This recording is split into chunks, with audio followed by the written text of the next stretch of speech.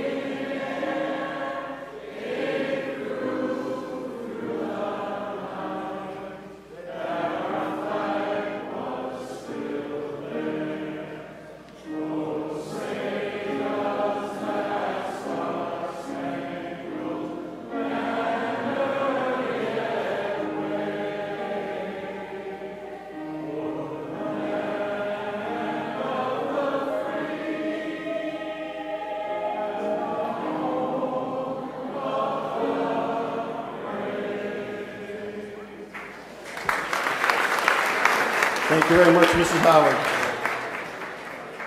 Tonight we have with us the madrigal singers from the high school, being led by Justin Moore, the interim choral director. Mr. Moore.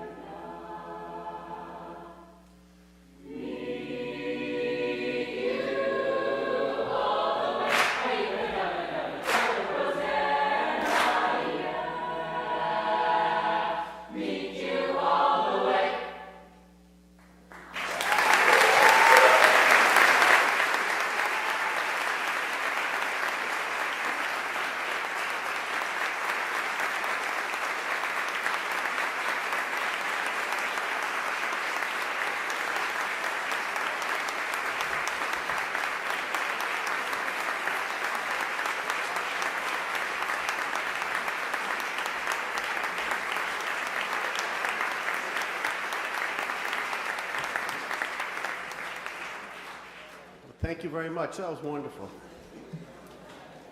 All right. You'll notice our court reporter's not here tonight. He had to go to a funeral, but he's doing it remotely. So we're still going to get a transcript, so just pretend he was here. So make sure you do introduce yourself, name and precinct, so that he can definitely get it. I mean, he kind of knows some of us, but not all of us, so he won't be here. We have 22 articles left. If we actually move, we can get done tonight.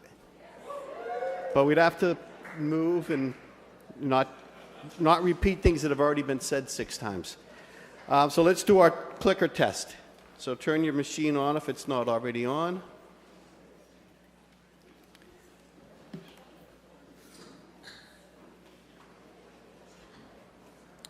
So the question's going to be, it costs the U.S. Mint more to make pennies and nickels than the coins are actually worth.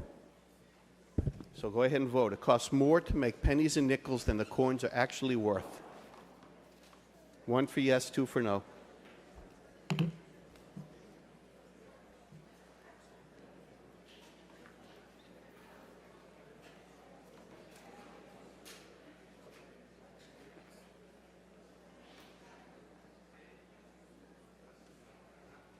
The yeses have it. It actually is true. In 2015, U.S. taxpayers lost over $100 million minting those 2 coins. All right. Any town meeting members who have yet to be sworn in? Seeing none, I recognize the chair of the Board of Selectmen, the chair of the Select Board, Ms. Mahan. Thank you, Mr. Moderator. It is moved that if all the business of the meeting set forth in the warrant for the annual town meeting is not disposed of at this session, when the meeting adjourns, it adjourns to Wednesday, May 15, 2019 at 8 p.m. All in favor, please say yes. Yes. Opposed? No. So moved. Any announcements or resolutions? Mr. Gersh, then I wrote your name down too. Ms. Newberg right afterwards. John Gersh, Precinct 18. I would like to take 1 minute of your time just to remind people of the good work done by the Arlington residents for responsible redevelopment. We're making it easy to keep track of the town's efforts in residential and commercial zoning changes. If you're too busy to attend all these committee hearings, ARFRR will cover them and report back. And if you can go to these meetings, we welcome your feedback and input. We stand for resident participation, environment, and yes, affordable housing. So please make a note of the website and email, and wherever you stand on these issues, everyone should be interested in the proceedings of these departments and committees, especially now with Massachusetts State House Bill 3507 up for consideration, which is trying to remove the 2/3 majority for zoning changes, and the Arlington Heights redevelopment plan, which looks somewhat like the Article 16 we've recently debated, and MUGAR. So stay informed. There's really no margin for surprise on this stuff, and there's no need. Please send us an email. Thank you. Thank you, sir. Ms. Newberg?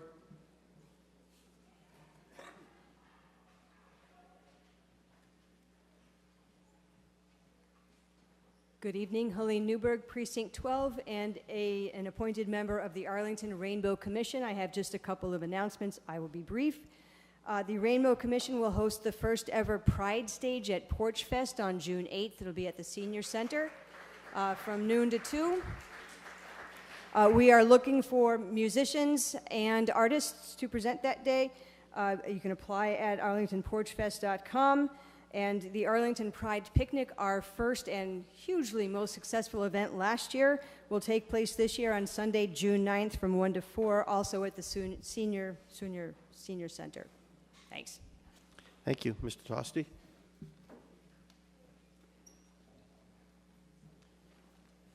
Al Tosti, Chair of the Finance Committee. The town came to an agreement with the Ranking Officers Association, and that agreement was approved by the union itself. The town manager's office sent notices out to all town meeting members by email on Friday. In case you didn't get it, for hopefully tonight's vote, there's about 40 or 50 copies in the back of the hallway. Thank you. Thank you. Any other announcements or resolutions? Seeing none. Any reports of committees?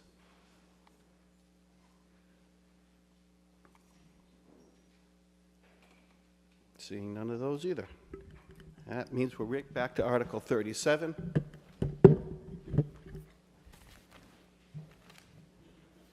Mr. Moore, you were next on the list.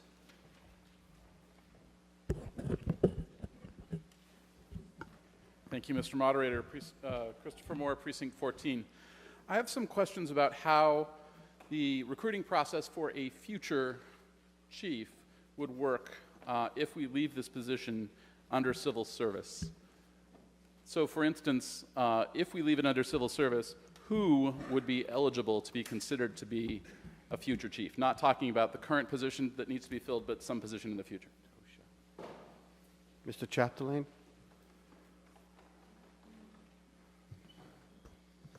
Adam Chapdelaine, Town Manager.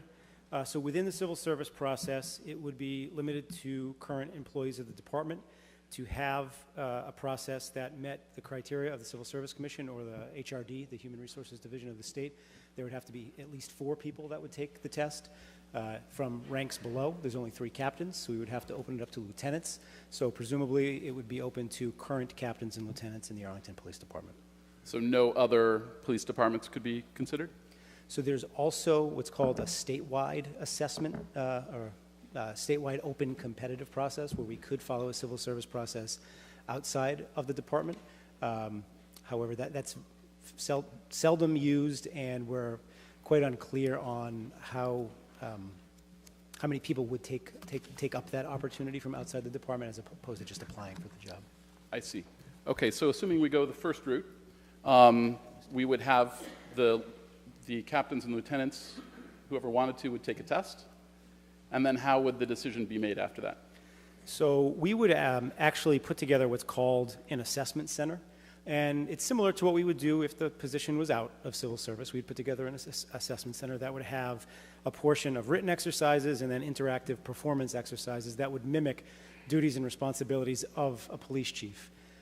Candidates would be assessed by a third-party assessor that we would hire, and then they would rank based on the scores of those assessments where candidates rank. We also would have an opportunity to build into that ranking education and experience points, and those education and experience points are certified by the state's HRD and then added as part of their composite score. Veterans are given 2 points, so that would be another aspect of the scoring. Once those scores are put together, the top 3 can be considered for the position, and absent bypass reasons, the top scorer must be selected. If you choose somebody other than the number 1 scorer, you have to put in writing your bypass reasons, which can then be appealed to the Civil Service Commission. Okay, thank you. And if we did this under, if we changed this, we vote to change this and make it not civil service, what would the process look like? So we would put together an assessment center process, probably quite similar, if not absolutely similar to the Civil Service Assessment Center. Mm-hmm. And same thing, we'd hire a third-party consultant to come in and conduct the assessment. One difference would be in the civil service process, nobody from the appointing authority can be part of that assessment or watch the assessment. Mm-hmm. Outside of civil service, we could be, so either myself or the Human Resources Director or somebody else could be designated to watch all or some portion of the assessment center to see how candidates perform.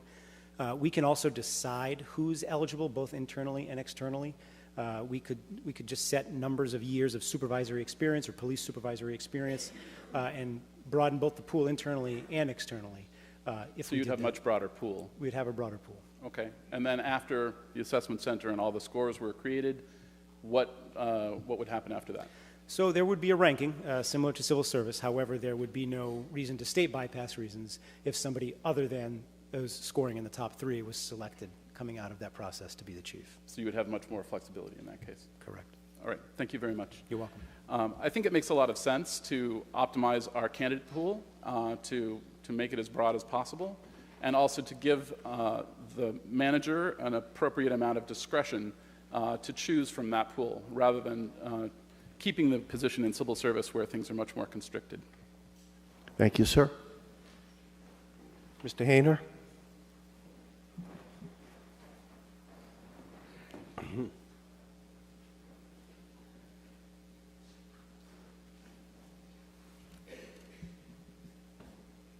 Bill Hayner, Precinct 2. I rise in opposition to this article for the following reasons. There's two parts to this. One is the hiring, and the other part is the evaluation criteria.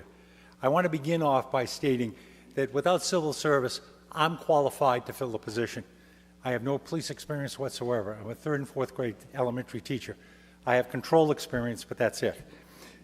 I don't mean to make light of this.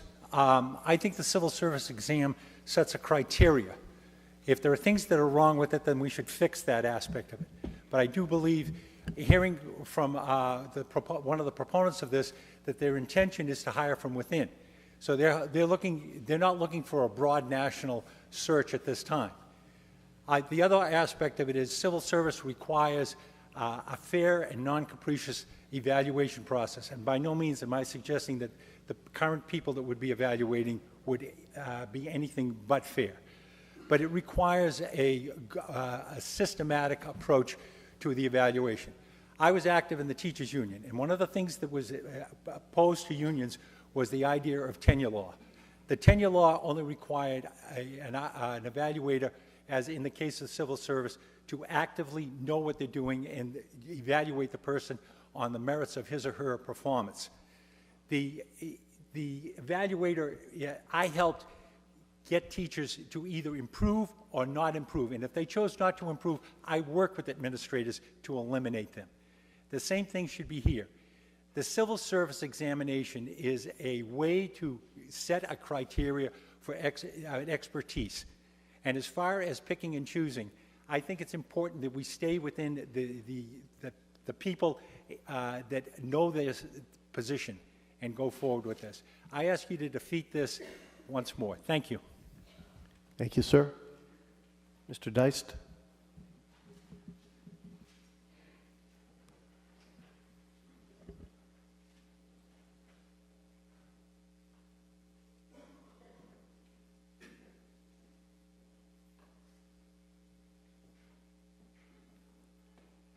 John Dice, Precinct 13. I move the question. Okay, what happened? Motion to terminate debate has been seconded. All in favor of terminating debate, please say yes. Yes. Opposed? No. The chair's in doubt. Let's take a clicker vote.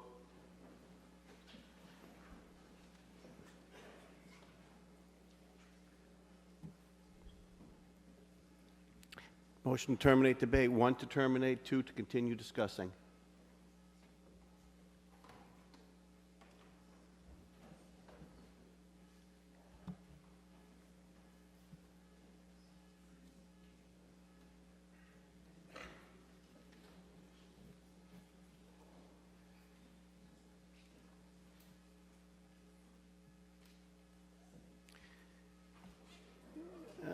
It's not, the debate is not terminated. It's not a 2/3 vote. Mr. Foskett. I know that's not my car. Someone's out there parked and their car does that?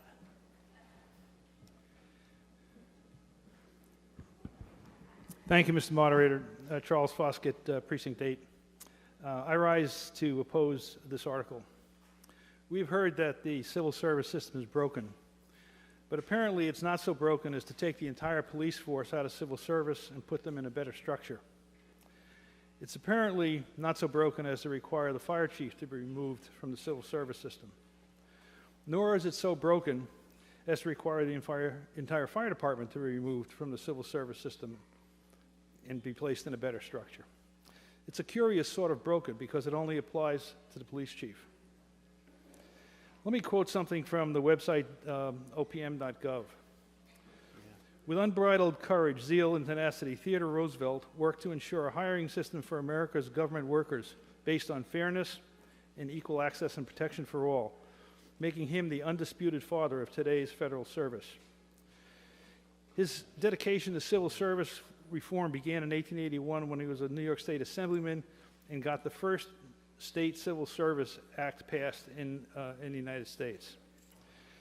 His enthusiastic efforts led him to become the U.S. Civil Service Commissioner under President Benjamin Harrison.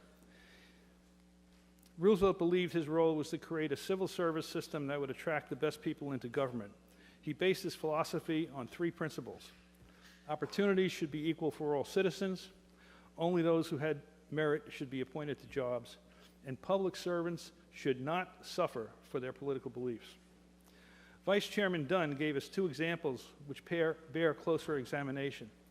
The first had to do with controlling a hypothetical rogue police chief who refused to comply with the town's position to oppose the federal government in its application of immigration policies.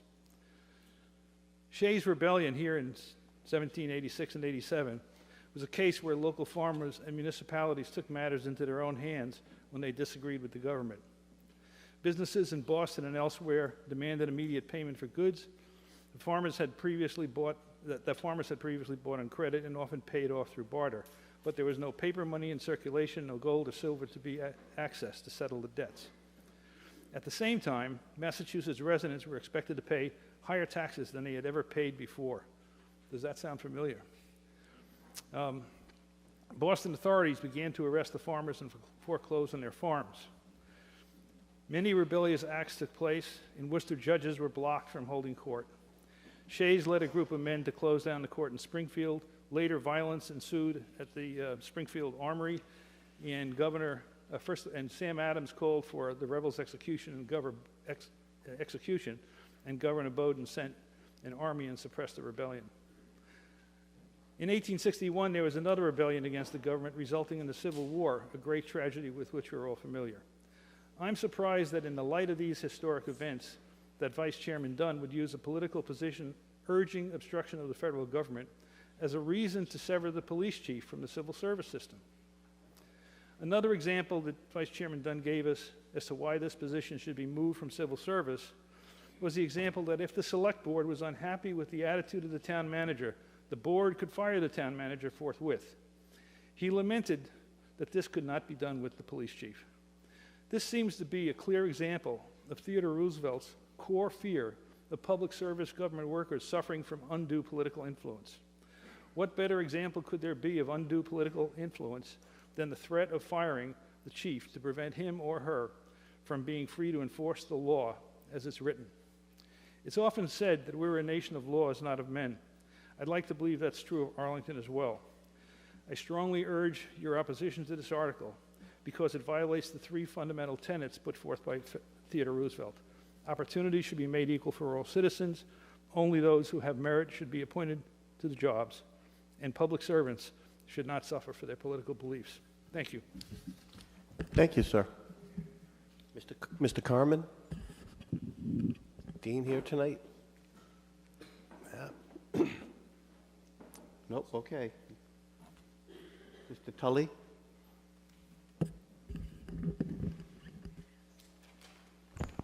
Joe Tully, Precinct 14. I want to thank Mr. Foskett for that segue because I, too, intended to address Mr. Dunn's comments from last Wednesday night. And although I give him a lot of credit for knowing his audience, I think that his comments that we need to pass this warrant article, lest the APD begin colluding with ICE or using excessive force, is a little bit of hyperbole. If we're going to employ that kind of logic, it seems to me we ought to keep the position within the civil service ranks because a police chief that's instructed by a town manager to collude with ICE or use any means necessary to subdue a suspect could potentially be fired for insubordination if she chose to resist those policies. As others have stated, years ago this position was not a civil service position. Then it was, and now we're being asked to remove it from civil service again. The civil service system is in place to give protection to working men and women against the political agenda of those who wield more power than they do. If the system needs refining, the answer would seem to be to work with our Beacon Hill delegation to fix it. When we flip-flop between embracing an idea when we're replacing person X and then shunning that same idea when we're replacing person Y, it makes me wonder if we're being told the entire story. Thank you. Thank you, sir. There was a woman on the right center. Did you have your hand up the other day? Okay. I'll believe you.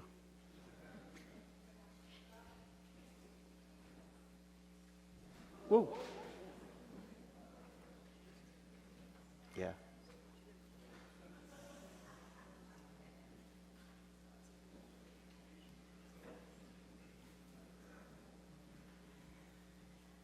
Thank you, Mr. Moderator. Betty Stone, Precinct 7. I rise to support this article. I think that removing this position from civil service absolutely assures an open and competitive process for hiring a police chief. It absolutely does not preclude the application of excellent qualified in-house candidates for the position. What I would like to say is that what we're talking about is the position that guarantees the safety of the community. This is not a small thing. We want our community to be safe for everyone. We want the absolute best fit for our community in terms of our police chief. And I think the way we achieve that is by having the most open and transparent hiring process, the largest pool, which is probably the biggest argument towards, the biggest argument in favor of removing this from civil service. And we don't want this position to go to the person who's the best test taker. I know that there are ways to maximize your success on a test, all tests, either a paper and pencil test, or an oral test, an interview. In my career in education, I too will admit that I have been fooled by a snazzy interviewer and hired someone, and a year and a half later thought, what was I thinking? And I don't want our police chief to simply be the highest scorer on the civil service exam. Finally, what I would say is that if we look to our progressive sister cities and towns, including Cambridge, Boston, Somerville, Brookline, they all have police chiefs who are out of civil service, and there's a good reason for that. And so I rise in favor of this, and I hope you will support this article and vote in favor. Thank you. Thank you, ma'am. Mr. Leonard?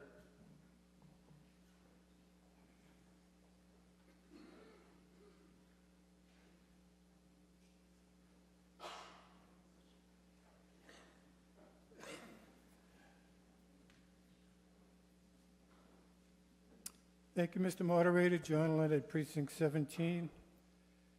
Mr. Moderator, ladies and gentlemen, doing a little bit of research on this article, of which, by the way, I oppose, I'd like to share with you some of the thoughts and some of the information that I came across.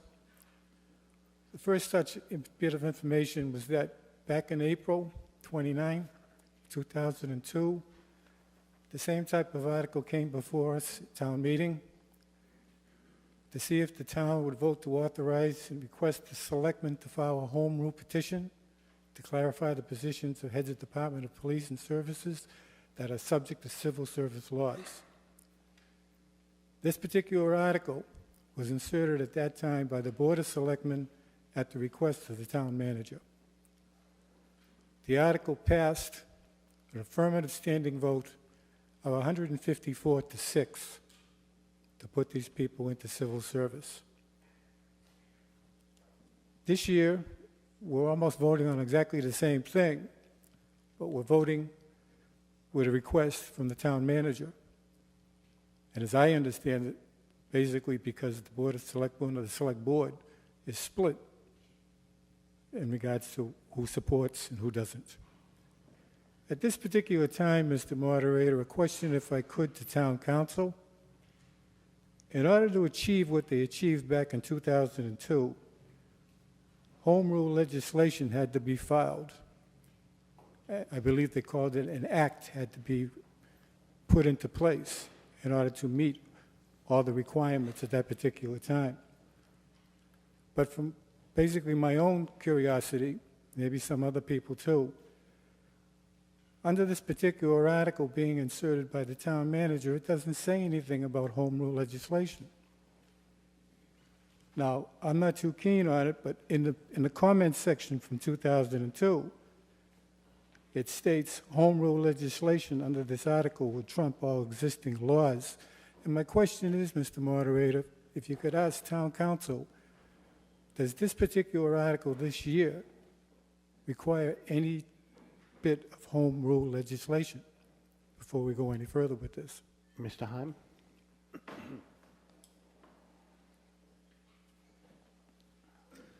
Doug Heim, Town Council.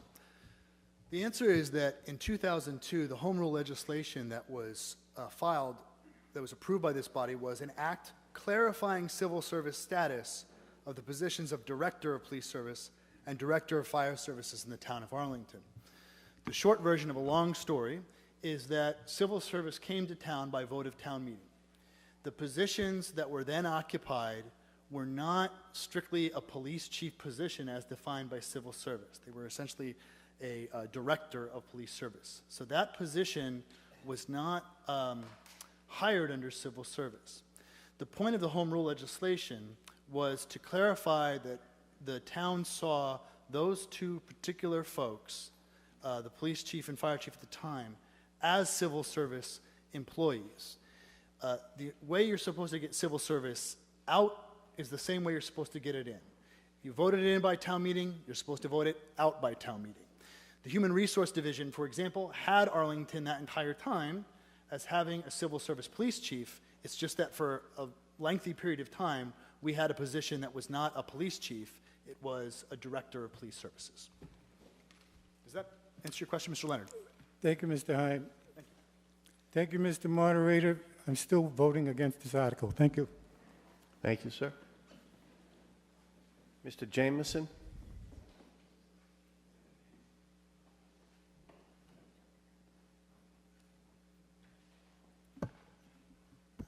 Thank you, Mr. Moderator. Gordon Jameson, Precinct 12. Sorry, folks. I'm in favor of this article. Despite the comments against Mr. Dunn's presentation, I found it and Mr. Mars in particular, given his long service to the town and as our town council, and Mr. Moore's series of questions to be compelling. I am not for the rank and file being out of civil service. I only think that the person who leads the department, we should have an opportunity to interview both within the department. I'm not saying that those people are not eligible, and it's likely that the acting police chief will be named our next chief. But in the future, I want us to be able to access the broadest and breadth and depth of applicants. I've watched from afar as we've recruited managers, superintendents, DPW directors, et cetera, here, and those provide we use a broad range of finding those wonderful people who want to come and work here in Arlington, and we're very fortunate that people want to work here because it's a well-run town. I've also watched my college recruit a variety of presidents over the number of years that I've been associated with Middlebury.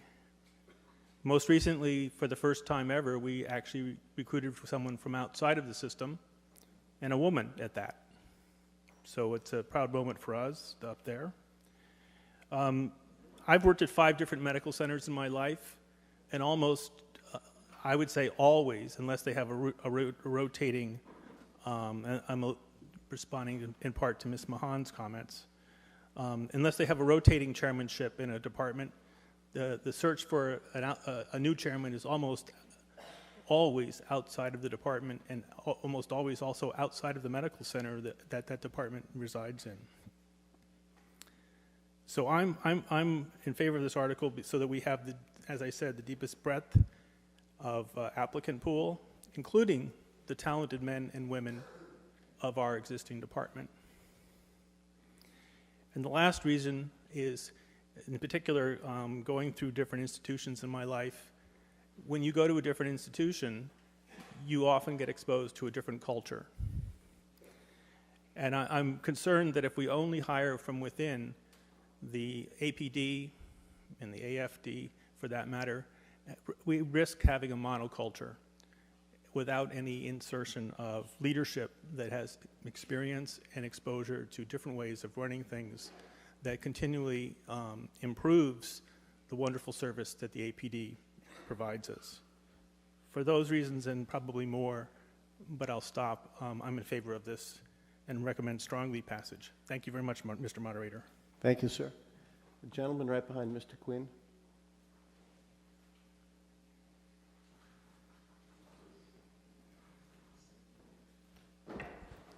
Peter Gast, Precinct 2. I have a comment and a question. It seems to me that the primary difference in this is not on the hiring side, but rather on the firing side. And there's two dangers that we need to balance. One of them is a police chief that's too hard to fire and is not responsive to the political will of the town and is protected by the civil service process. The other side that is a possible danger is a police chief that is too easy to fire and is therefore very vulnerable to political manipulation or undue influence from the people who have control over him. And I think that those are the important differences between passing or not passing this. My question is, we had removed this position from civil service and then we reinstated it. And I know that Ms. Mahan had a very cogent argument on that, but I've not been able to reiterate it. I was wondering if she could possibly repeat that for me. Ms. Mahan, do you... Thank you, Mr. Moderator. Diane Mahan, Town Meeting Member, Precinct 4 also. What happened was, prior to 2002, 3 years previously, the police chief position was taken out of civil service. A new chief was hired. 3 years into his tenure, Chief Ryan, along with the then town manager and town council, John Marr, I would say very learned town council, and he has a right to change his mind. The police chief got up and said in order for him to lead his department, to have the protection that he needed from all forces, including, he didn't say this directly in his remarks, but including not having to worry, as some people had told me when I first came aboard, about if up to 3 disagree. So he was saying he needed, for the integrity of the department, the men and women he served with, plus the protection that it would provide him as a police chief moving forward, for him to grow the department the way he's wanted to, and I think he did an exemplary job. That was the reason, 3 years having it out, all the minds came together and said, we need to put this back in. Thank you very much. Thank you. Mr. DeCourcy.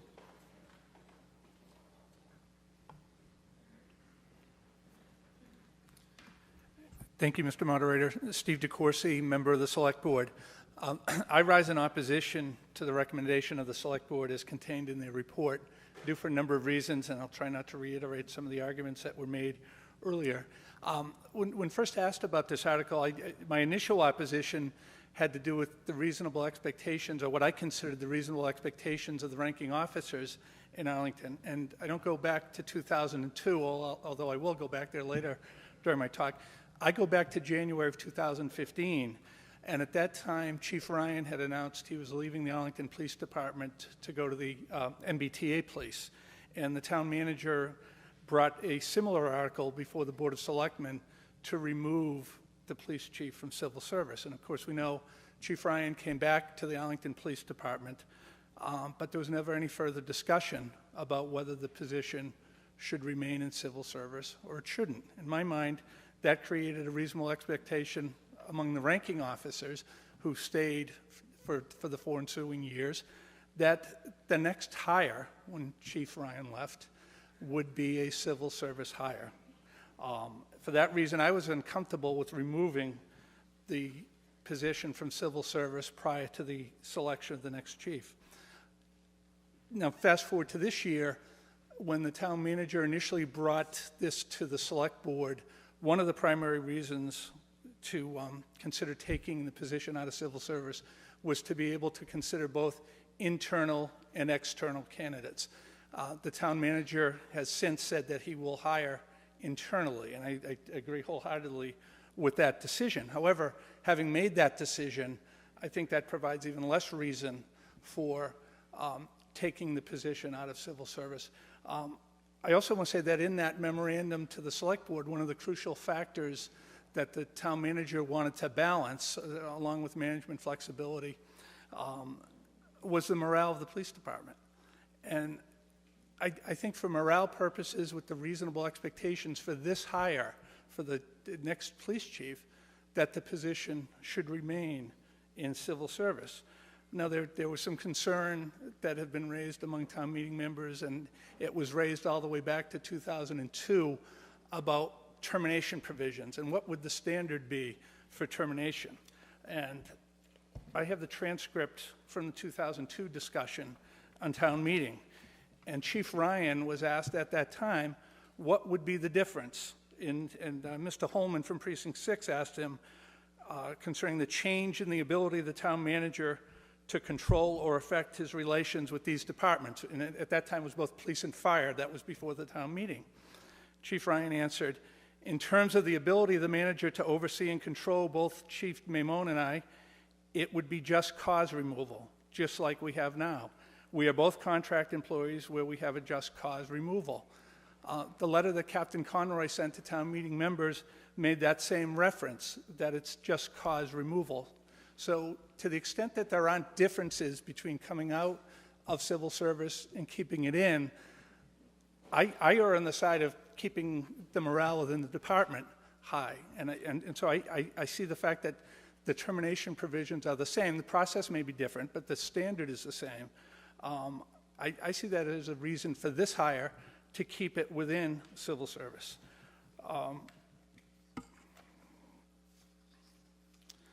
Last week we learned that the Lexington Police Department came out of civil service just this year.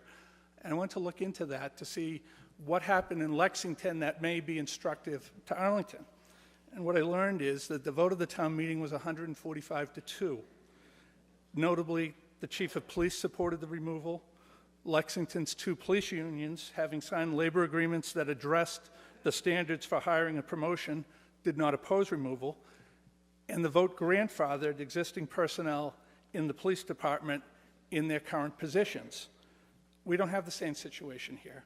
The chief of police in Lexington spoke in favor of it.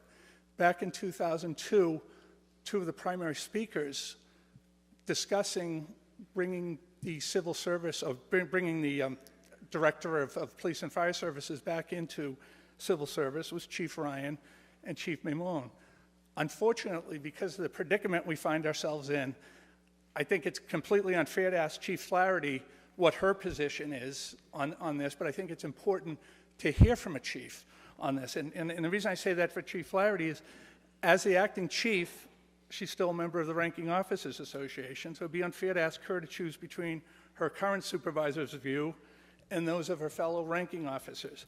However, if we're going to have a discussion on the civil status service of the police chief, it should be a full discussion that includes the views of the police chief installed under our current system. Finally, I note while this article has been pending, the town has conducted an assessment center to select a new fire chief. That position will remain in civil service. This seems to be a difference between departments that could cause morale to suffer within the police department, one of the crucial factors identified in the town manager's memorandum.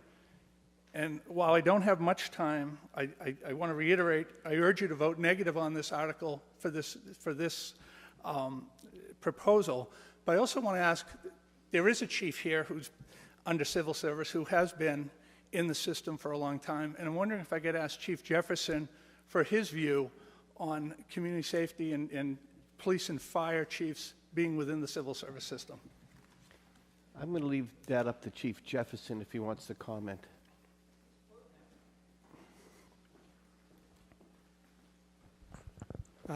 Bob Jefferson, Fire Chief. I'm sure that my position won't be a surprise. I oppose this article.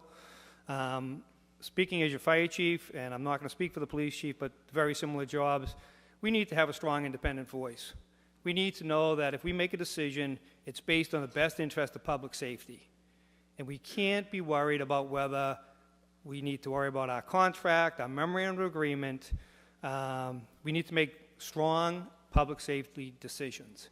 It's hard to stand here tonight and talk like this because we have a town manager who's fair, equitable, transparent. We're not in that situation. We're not sure we'll always be in that situation. As your fire chief for 11 and a half years now, under previous town managers, I had to be concerned about decisions I made. And when I disagreed with him, it wasn't a pleasant situation. But because of my civil service standing, I was much more comfortable making public safety decisions that differed from the town manager, that were in the best public safety interest, and not based on finance or budget or politics. So again, for those reasons, I'm more than happy to answer other questions, but that's my position. Thank you. Ms. Deschler, did you have your hand up? Mr. Weinstein?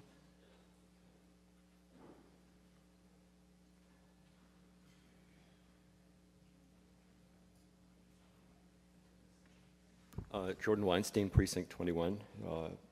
Thank you, Mr. Moderator. I rise to support this article, and I first wanted to ask a question, whether the Chief of Police has a personal service agreement in addition to any other kind of contract.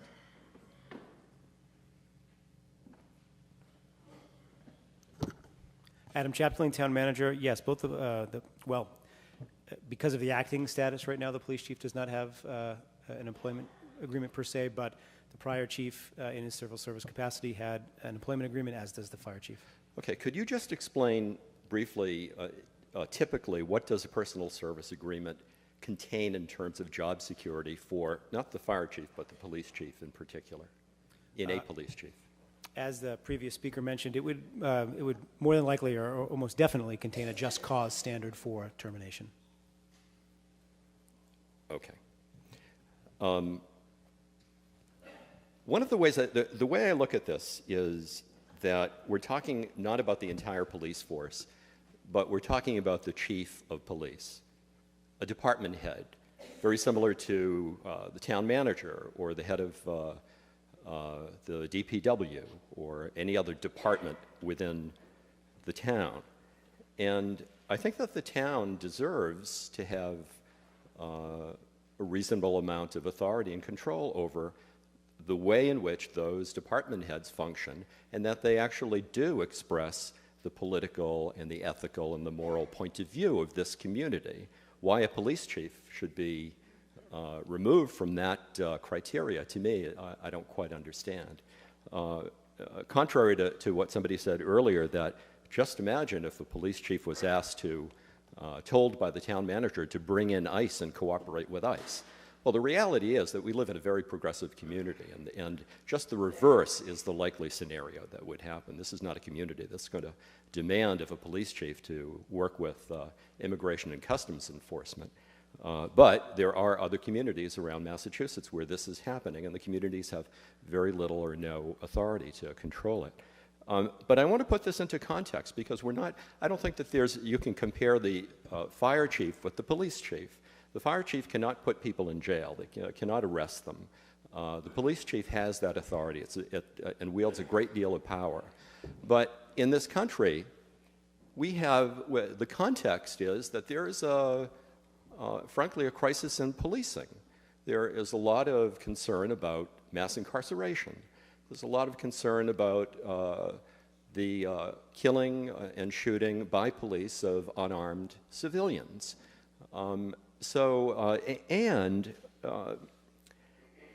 Officers or police departments all over the country have been, because they have a great deal of autonomy, have been able to cooperate with the Immigration Service federally.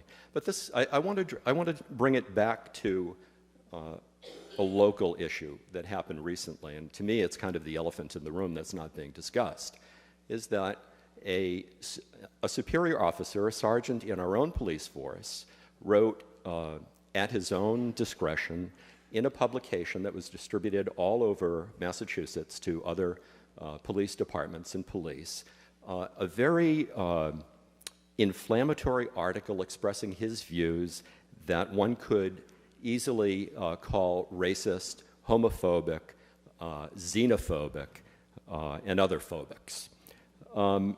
The town, rather than suspending him, because of a lot of political considerations, and I think one of them had to do with civil service, I know we're talking about two different jobs. We're talking about police, chief in this case. This guy was a sergeant. Nonetheless, there was a great deal of care that was taken not to rock the boat and to, instead of disciplining this man by terminating him or suspending him, a restorative justice process was used. Now, I don't disagree necessarily that it was used, but all I'm saying is that within this context, I think the town has a right and has I don't want to say a duty, but a right to be able to control its own police force, and in particular, to be able to decide when the department head of that force has overstepped his or her authority. So I hope you vote in favor of this. Thank you. Thank you, sir. Mr. LaCourte?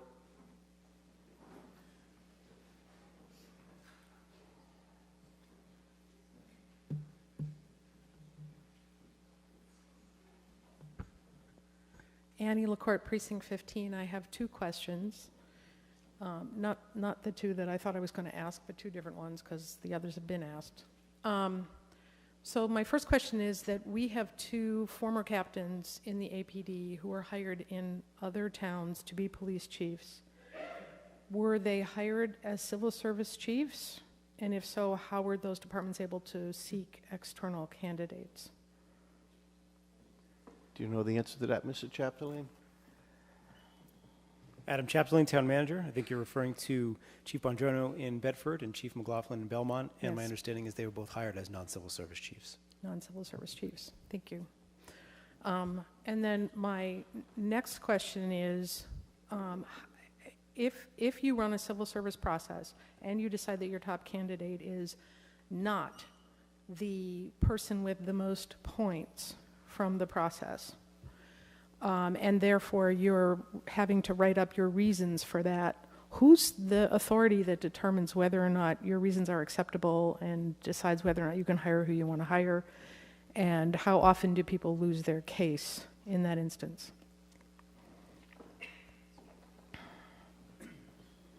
Adam Chapdelaine, Town Manager. It would be appealed to the state's Civil Service Commission.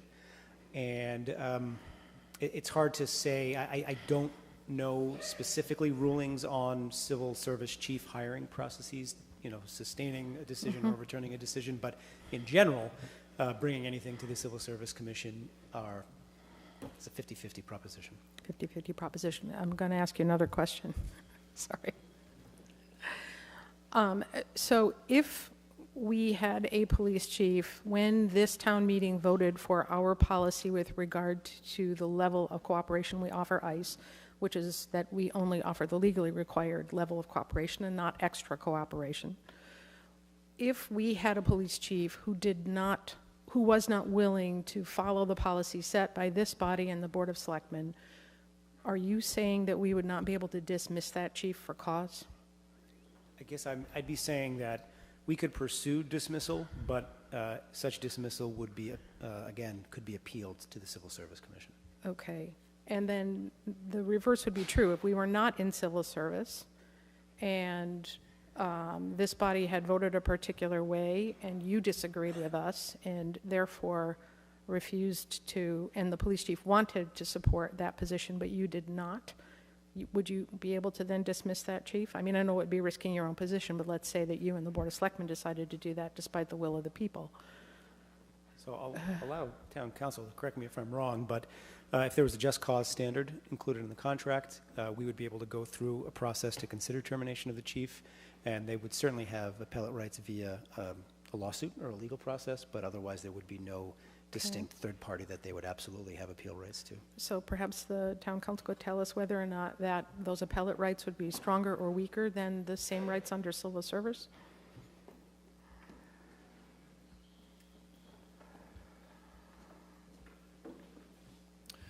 Doug Heim, Town Council.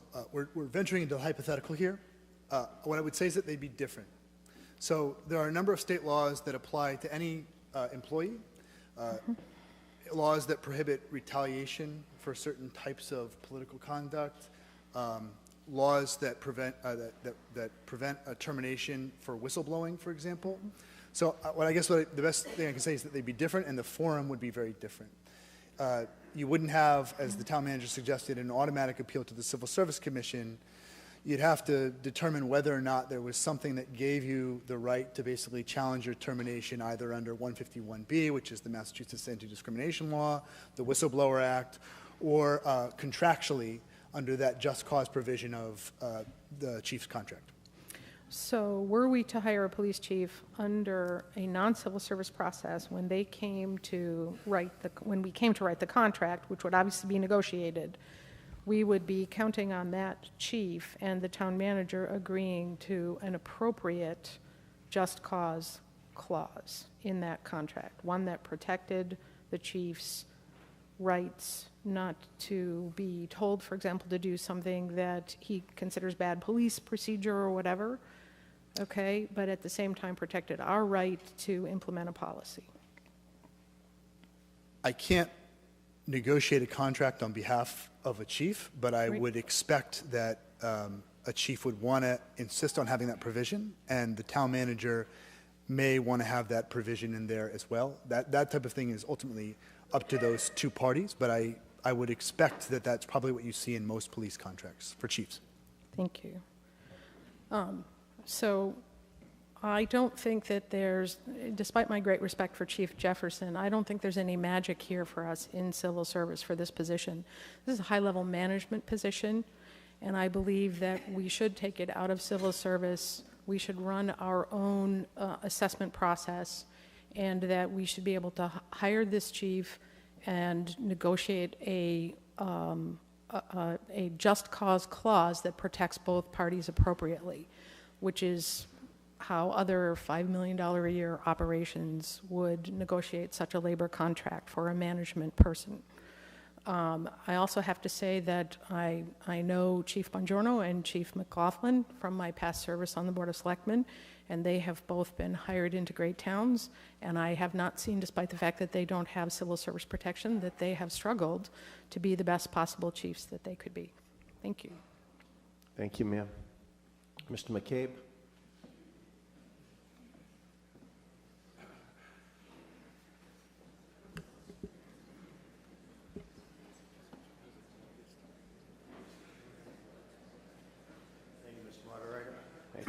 McCabe. Mark McCabe, Precinct 2. And as the Golden Pilot would say, surprise, surprise, surprise. I am not here to terminate. I am here to discuss this. I am totally against it.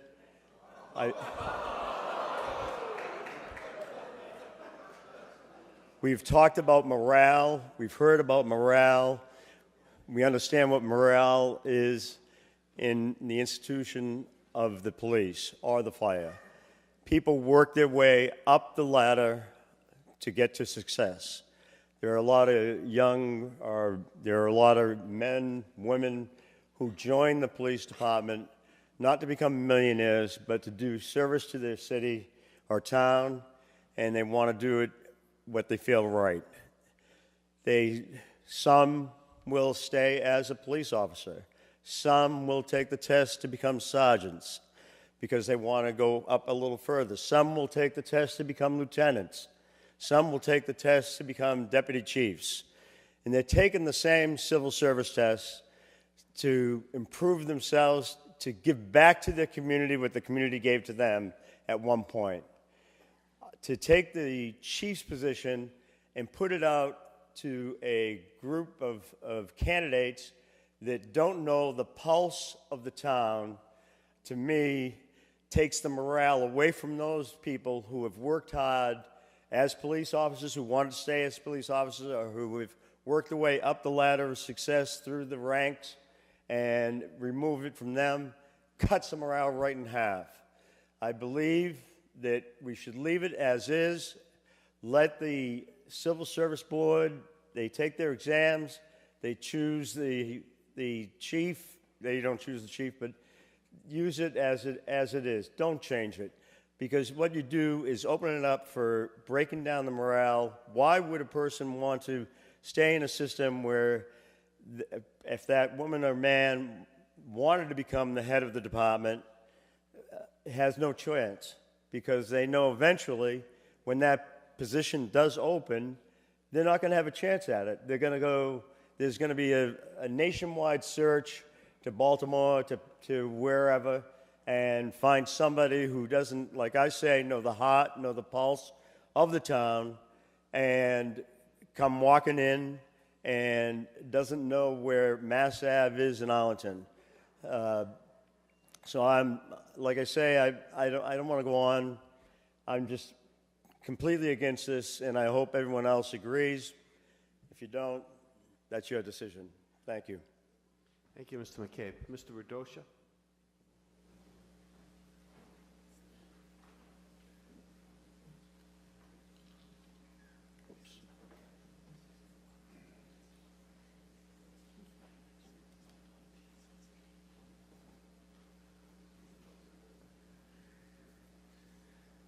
Thank you, Mr. Moderator. Bob Radosha, Precinct 11. I oppose this, and pretty much based on the words that Mr. McCabe just had to say and Mr. Foskett said earlier. I believe this person should have come up through the ranks, understand what's going on. It doesn't necessarily have to be somebody from within already, but it should be under civil service, because that's the test that is being taken to determine who is really qualified, and it's important. The fire and police are the most vital services in town. They oversee the life safety of the community, and I sleep a lot better at night knowing who they are and what they're doing, and that they're watching out for me. We don't need this thing to become political, and that's the thing I hear occasionally on it. It's not a political job. This is a real job done by some serious people, and I appreciate what they do, and I think we ought to continue with it. So give it some consideration. Thank you. Thank you. Thank you, sir. Mr. Yontar?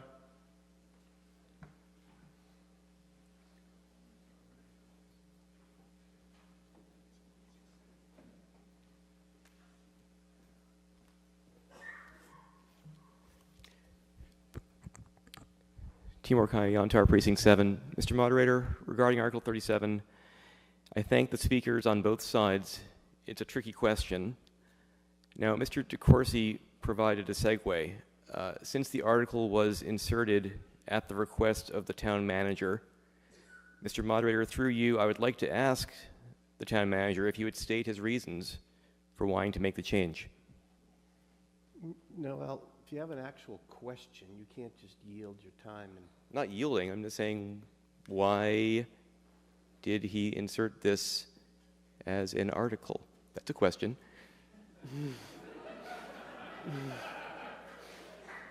You got a minute. Briefly. That's a gimme, though, Timur. Adam Chapdelaine, town manager. He said he'd give me 1 minute. Well, I think a lot of the reasons have been discussed by other speakers. Flexibility in a hiring process, more accountability through a termination or disciplinary process. And frankly, over the past 3 decades, this town has not hired a civil service chief. Chief Ryan was hired from outside the department, and his 2 immediate predecessors, though I believe were internal, were not hired through a civil service process. So frankly, from a hiring point of view, hiring through a strictly civil service process would be a change from what have been 30 years of practice. And I think that the flexibility that this town had when it hired Chief Ryan merited what, for my money, is the best police chief that the state has seen in a long time, and has done great things by this department in cooperation with the members of the department.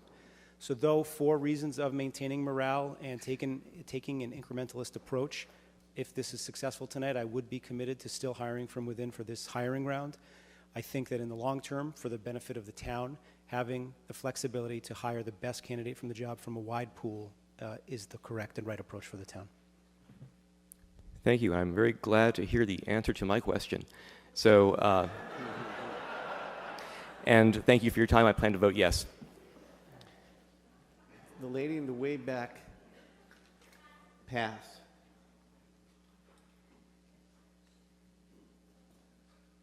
The woman, pass. Okay, how'd you know it was you? Mr. Revelak? You don't want to pass?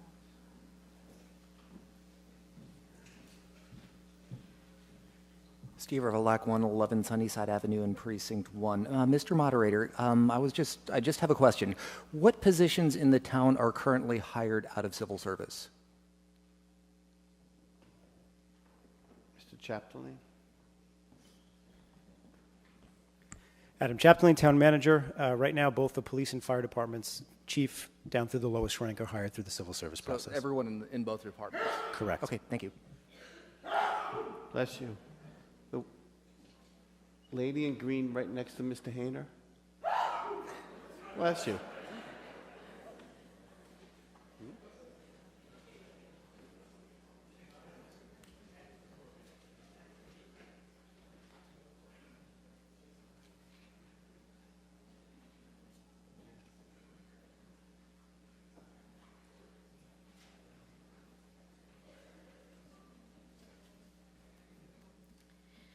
Samantha Ducher, Precinct 20.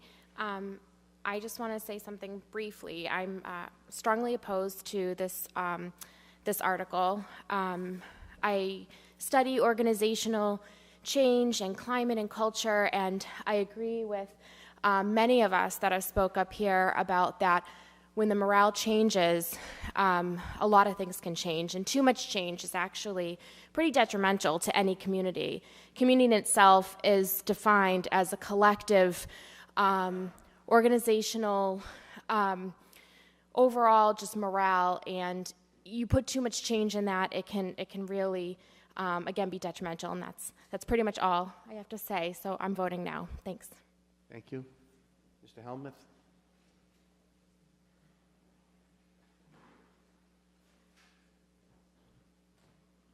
Eric Helmuth, Precinct 12. I move the question.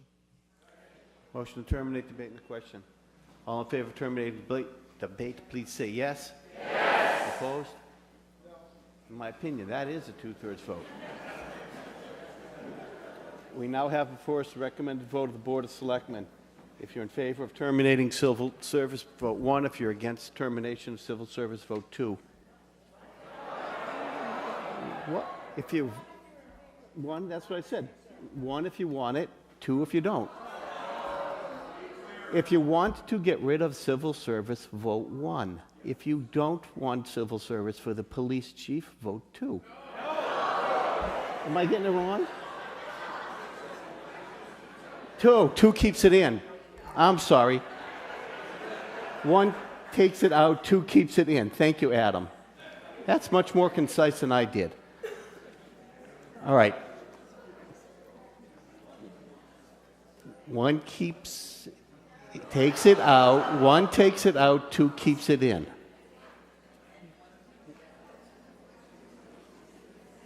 One takes it out, 2 keeps it. I can't get it right. Jesus.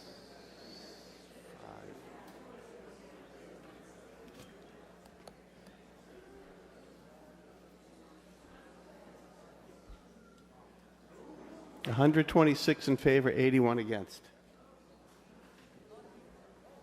The vote, and I so declare it, and that closes. Closes. Moderator, Sir. move reconsideration of Article 34. The gentleman has gotten up and has moved reconsideration of Article 34. He did vote on the prevailing side and serve notice. What new information do you have that would cause this board? Don't argue the question. Tell us what the new information is. Then we're going to vote whether we want to reconsider or not. Okay. Towards the end of the debate on Article 34, an amendment was made and passed that changed the provisions regarding uplighting. This is a technical problem. No, that's whether that would be your argument if we would reconsider. You have to tell us what new information you have that would make us want to reconsider this article. The information that I have is the meeting was not aware at the time that by changing that provision, you would prohibit churches, civic organizations, and other architecturally significant buildings and businesses that currently light their facades from doing so. So this would be a change in current situation that I don't think that the meeting anticipated. Okay, now it's up to the meeting whether or not we want to reconsider by a 2/3 vote. If you're in favor of reconsideration of Article 34, vote 1, yes. If you're against reconsidering the article, vote 2.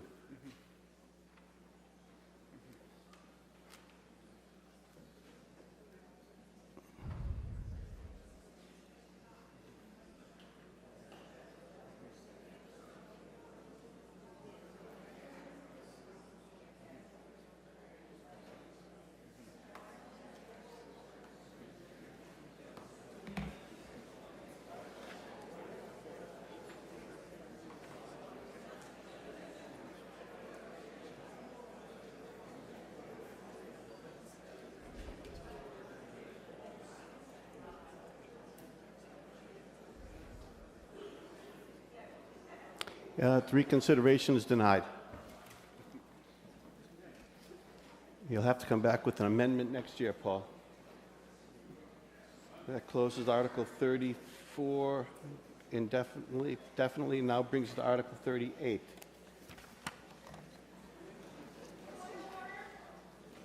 Yes.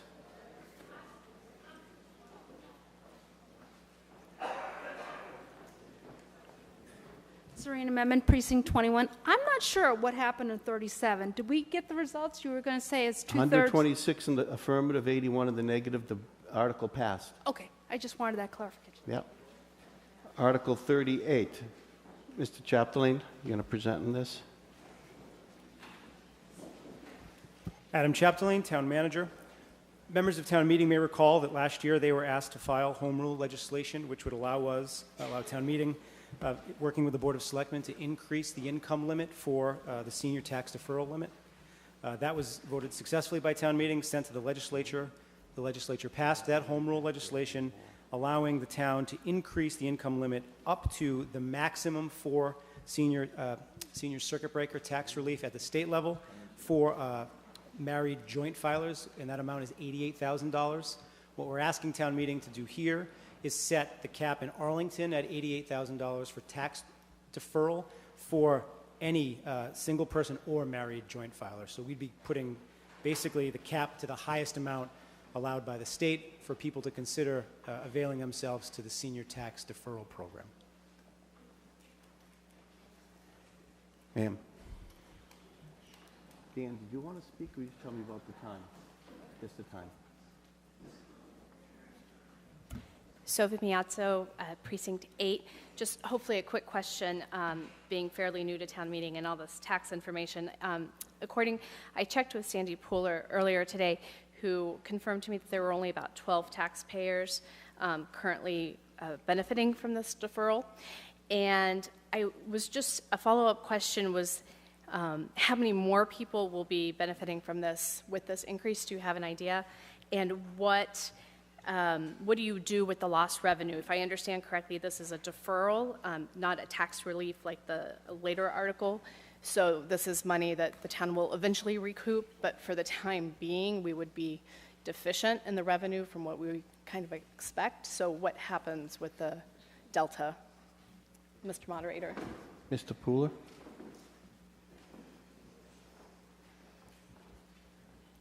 Hi. Sandy Pooler, Deputy Town Manager. So any loss of revenue in the short run comes out of the overlay, and then eventually when people do repay their deferral, once the property is sold for whatever reason, it is repaid with interest, and that interest rate is 3.5% that accumulates over time. Thank you. Thank you.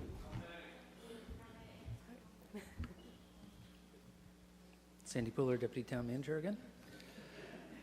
There are currently 12 people, as the previous speaker mentioned. I don't know exactly how many, there's no scientific or mathematical way to calculate how many more people would take advantage. However, I do think 12 is a low number, and we've been talking as a finance team together about setting a goal of doubling that number over the next couple of years, because I think it is a very useful program, and I think more and more people should be informed about it and be able to take advantage of it. So that's my goal. Thank you. Mr. Moore?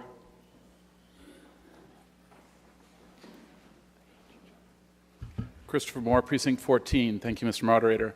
I have another question. If I'm lucky enough to qualify for this and own my home outright, it seems fairly straightforward. What happens if I have a mortgage? Do I have to get permission from the bank for the town to have a lien on my property?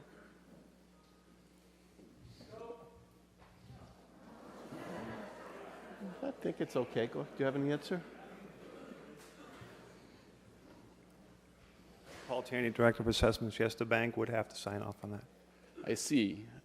Is it possible that that policy, that we're not willing to take a second position, would limit the number of people who can use this? And is there a way we could change that? I don't understand the question. If the town is unwilling to take second position, then it sounds like no bank in its right mind would let us take first. So it would mean that anyone with a mortgage wouldn't qualify to use it in practice. Oh, I see. Is that a problem? Mr. Heim? Doug Heim, Town Council. I'll be frank with you, I think we'd have to look at it a little bit. It might be very difficult for us to change our priority status, and to be doing that might take a separate piece of special legislation. I'm frankly not sure that any of us can answer that question right off the bat here. I'm sorry. All right, that makes sense. I'm very supportive of doing this, and I think we should try to improve the program over time. I'd love to see everybody who can benefit from it using it. The fact that only 12 people are taking advantage of it right now makes me suspect there's some fundamental problems with how it's actually implemented. So I would urge the town to try to figure out what those limitations are and get over them. Thank you. Mr. Quinn?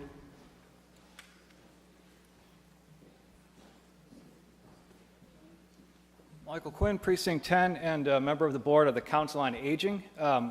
I guess I want to say a couple things about this. One of them is last week I came up and wanted to promote a meeting. I want to promote that meeting again right now, specifically about this. There are quite a number of different programs that are available to seniors. A number of them have interactions with each other. The concern about whether or not somebody can be primary and secondary on this and whether or not we can change that is something that is under review. We're trying to figure out whether or not that's something the town can do or whether that's limited by the state. For all of the programs that are available, there are various conditions about that. And again, next Thursday, May 23rd at 2 o'clock, we're sponsoring an information session with Senator Cindy Friedman from the state, the Tax Assessor's Office from Arlington, representatives from the Select Board and from the Council on Aging. And the goal of that is to provide more and more detailed information. I really think the scope of this particular article is just changing one number from 57,000 to 88,000. But it is certainly our goal on the Council on Aging to try to get more people aware of these programs in terms of answering the question about how will that number from 12 change? We don't know. We think increasing people's awareness and information about this, particularly in an informed way where they dig into it and sit down and research it, for a lot of people that'll be on an individual basis. That is what will help get that number up, and it may help more seniors be able to keep their homes in town. Thank you. I'm in favor of this article. Thank you, sir. Mr. Deist?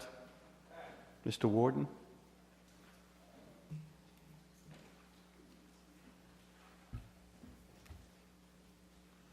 Thank you, Mr. Moderator. John Worden, Precinct 8. I just wanted to, I support this idea, and I just wanted to tell you a little anecdote from my own law practice. I had a client in another community, and very, very nice elderly lady, had limited income. She had a valuable house with fairly big taxes on it, and I worked out, before they had all this statutory limitations, I worked out with the assessors a deferral situation, and so we deferred her taxes. She didn't pay anything. The bank never raised a fuss about it. The bank loaned us money so I could keep her going, and she stayed in her house, and she lived to be 102, and she died in her own home, which is what she wanted. So I think this is a great program. We should endorse it. Thank you. Anyone else wish to speak to the article? Seeing none, we're ready for a vote.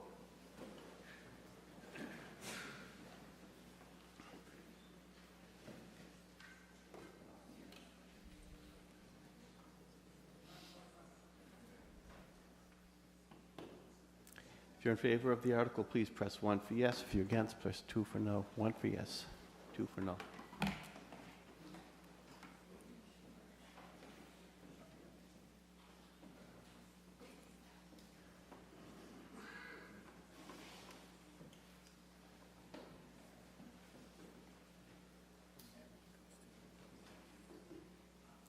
270 affirmative, 2 in the negative. It's a vote, and I so declare it. And that closes Article 38, brings us to Article 13.9.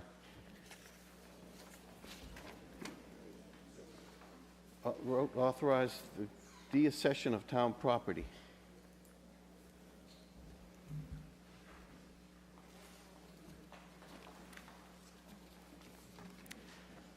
Good evening, Andrea Nicolai, Director of Libraries. My job tonight here is to provide you with some background on the library's 100-year history and struggles with the Winfield Robbins art print collection. We have about 150,000 art prints that live in the library next door in various cabinets and nooks and crannies all over the building. This vast collection was given by Winfield Robbins back in the 1890s to the town, along with a trust to preserve and increase the collection. And there's a 4-part rationale for this article. We want to make the best possible use of library space. We want to honor the library's mission. We have a duty to keep in the library materials that are relevant to the Arlington of today. And we also understand that the value of the collection is dropping in value, and we want to address it before it drops further. And to illustrate how past curators and library directors and trustees have sort of struggled with this collection over time, I just want to take you on a quick tour of the art print files. So we'll begin with the will of Winfield Robbins. He died in 1910, and after that, his will stipulated that the $25,000 that he gave to the library be devoted to the care, preservation, and increase of his collection of prints. And then let's move to the next slide. In 1925, 15 years after his death, the first curator of the collection already was starting to express concern about the safety of the collection in the library. Next slide, 1942. The curator at that time was grappling with the subject matter restrictions of the art print collection. So Winfield Robbins collected mainly European portraiture, and so he wanted the collection to basically contain more portraiture. So the curator was struggling with that restriction. Next slide. In 1946, the curator acknowledged that the collection wasn't worth fully cataloging because it would have taken so long. Next slide. In 1950, the library annual report cited the need for an appraisal of the collection for the first time. In 1958, next slide, the library director at that time sought an opinion from the Lamont Library at Harvard, and the Lamont Library, or the Lamont director said that the maintenance of a print collection in a town library is rather questionable. Moving on to 1965, the library was successful, the trustees were successful in loaning some of the prints to various institutions, including the National Portrait Gallery at the Smithsonian. And so a lot of the prints still reside there now, and we've not been able to loan to other institutions since then. In 1970, the curator noted that the most successful exhibits of these portraits and of these prints inside the library were the exhibits that also incorporated current, modern, colorful art from living, breathing residents of Arlington. And so the exhibits that they tried to sort of invite the community in to see were not of great interest. In 1977, next slide, the Advocate also described the intent of Winfield Robbins, which was to basically preserve an entire format, similar to someone who collects comic books or baseball cards, just this sort of desire to protect the format because he thought that photography was going to supersede prints. Next slide. In 1978, the library eliminated the curator role altogether and went to an hourly consultant model. Next slide. In 1985, the director expressed concern citing the 1958 opinion and the curator's duties. She didn't feel, citing that opinion, that it was worth the curator's time or the consultant's time to go forward with cataloging the whole collection. Next slide. In 1986, the director sought an opinion from the BPL Keeper of Prints, and the BPL Keeper of Prints also kind of gave the libraries credit for trying to make this collection useful over time, but acknowledged that those efforts were bound to be unsuccessful in the end because of the limited interest in this type of print. In 1987, next slide, the Arlington Historical Commission weighed in and said that the collection should be sold.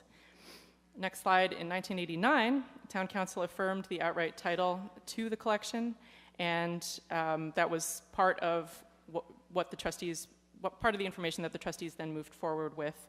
In 1990, there was another appraisal done, and in that appraisal, the appraiser said that the collection was going to be difficult to sell piecemeal and that other cultural institutions probably wouldn't be interested. In 1990, the library was a little distracted with a new building project, so it got put aside for the time being.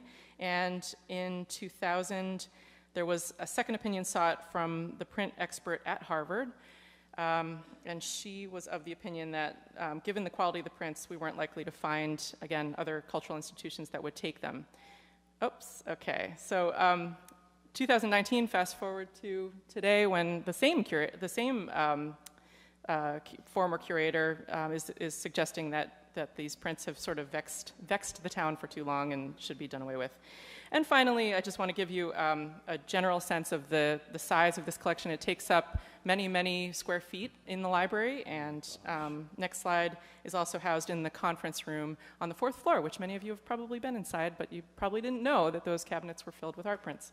So I also have with me here tonight Richard Baiano, who is the president of the Child's Gallery in Boston, and he did the appraisal of the collection. So if you have any questions specific to the appraisal, I would encourage you to ask them of him. And thank you. Thank you. Mr. Jameson?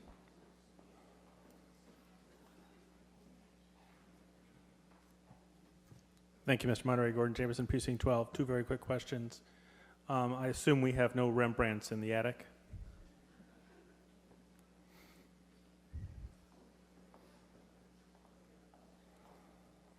No, there are no Rembrandts in the attic. Darn. We have a high school to build, you know? And my second question is, what happens to the prints that we have loaned to the Smithsonian if we vote positively on this article? They will basically receive a transfer of ownership, is my understanding. Okay, I'm in favor of this. Thank you very much, Mr. Moderator. Okay. Anyone else wish to discuss the article? Seeing none, we're ready for a vote. Article 39, recommend a vote of the Board of Selectmen. If you're in favor of it, please press 1 for yes, 2 for no.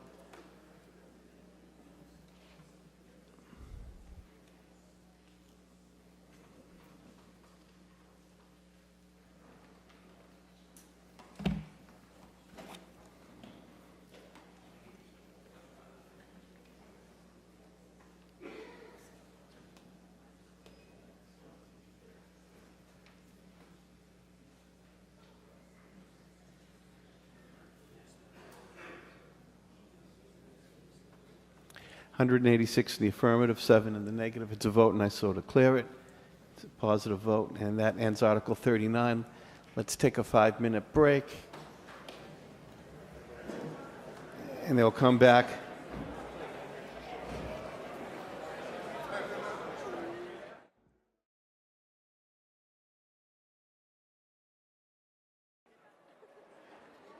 We have now Article 40 before us.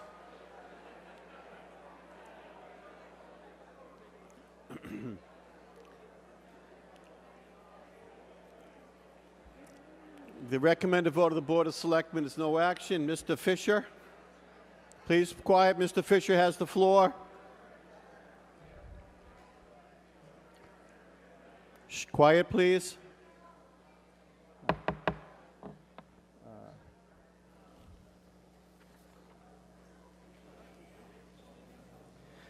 Thank you, Mr. Moderator. The purpose of this article is to see if town meeting will vote a non-binding resolution to ask the selectmen and the library trustees to find a way to minimize the cost to park at Robbins Library. 3 years ago, the town installed meters in Arlington Center primarily to increase turnover and also to create a new source of revenue. Late in the process, library parking was included in the project because of the fear that people would use free library parking to avoid the $1 meters on Mass Ave. And since people occasionally did leave their car at the library all day, there was a desire here also to ensure turnover as on Mass Ave. I've not been able to learn why the previous system of parking tires and ticketing after 2 hours was so ineffective. To be clear, by library parking, I mean both the lot immediately behind the library, which has 25 spaces, 2 of which are handicapped parking, and the 8 parking spaces across from the front door stairs. When I presented this article to the library trustees, they welcomed my inquiry, saying this is timely because the original plan was to assess the metering system a year or 2 after it was installed. Let's look at the difference between the current system and the previous one. Before, the back lot had a time limit of 2 hours, and the spaces across from the front stairs had a time limit of 30 minutes. There was no charge in either area. Also, there was frustration because there was not as much turnover as was desired. Now, with metering, the time limit was increased to 4 hours for both areas, with a cost of 25 cents for each 15 minutes, and with strict enforcement with a $15 ticket. So the time limit was increased, but that increase is only useful for those of us who do not have to worry about lunch money. For those with limited finances, the time limit was decreased. For some, decreased to 0 in the case of those on really tight budgets. Also, unfortunately, the 15-minute free option is not available in the back lot because the kiosk will not perform that function. So we have a parking system that does ensure a degree of turnover with longer possible stays and is not available to those who cannot afford it. This is an example of an unintended consequence resulting in unequal treatment. Those who have resources get to park easily and comfortably near the library, while those for whom every dollar counts must park further away. Considering the library's mission and commitment to the Library Bill of Rights, this is an unacceptable inequality. The following quote is taken from the website of the American Library Association. Quote, charging fees for the use of library collections, services, programs, or facilities that were purchased with public funds raises barriers to access. Such fees effectively abridge or deny access for some members of the community because they reinforce distinctions among users based on their ability and willingness to pay. There are several similar passages on that page.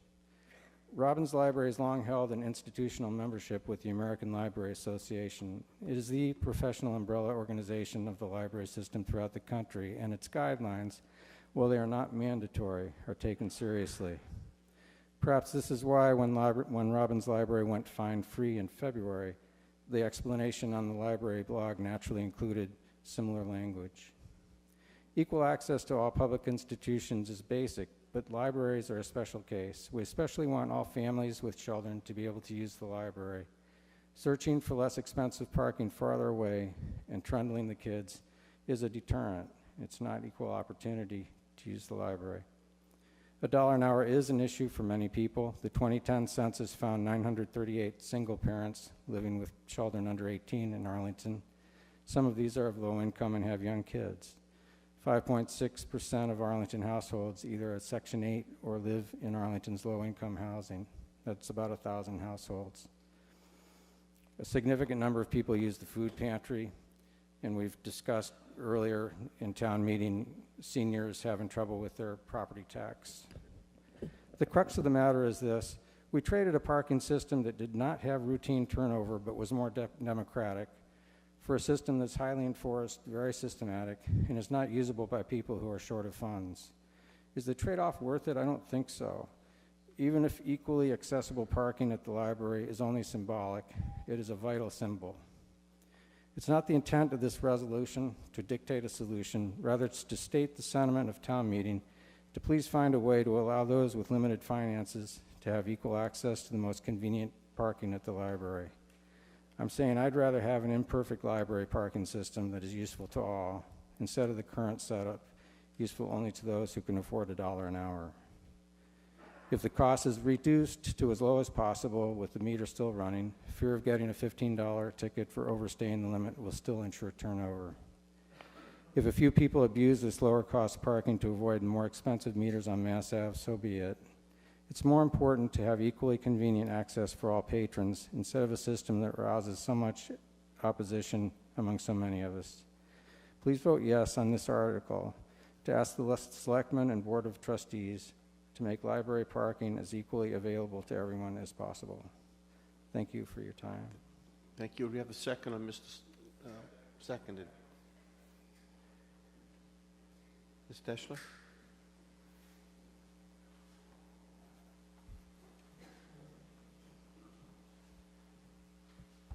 Michelle Durocher, Precinct 19. I wondered if the library director had any comments as to the change in parking and any commentary from those using the public, using the library as to their finding access to parking or just changes to their access to the library after the meters were installed.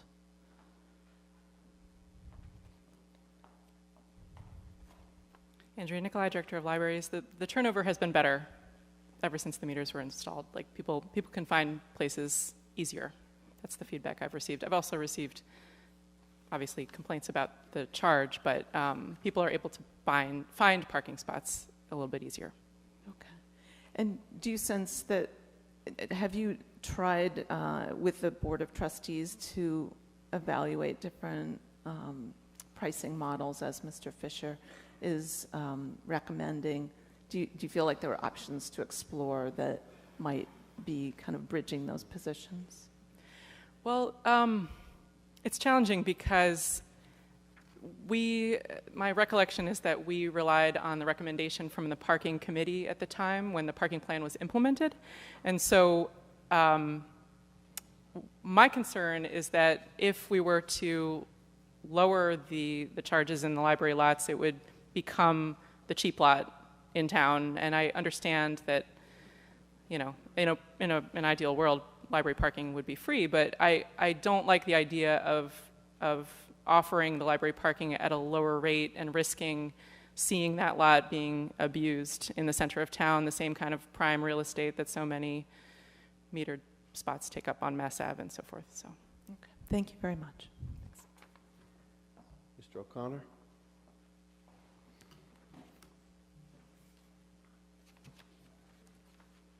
James O'Connor, Precinct 19. By disclosure, my wife is a reference librarian at another town library, and their parking is free.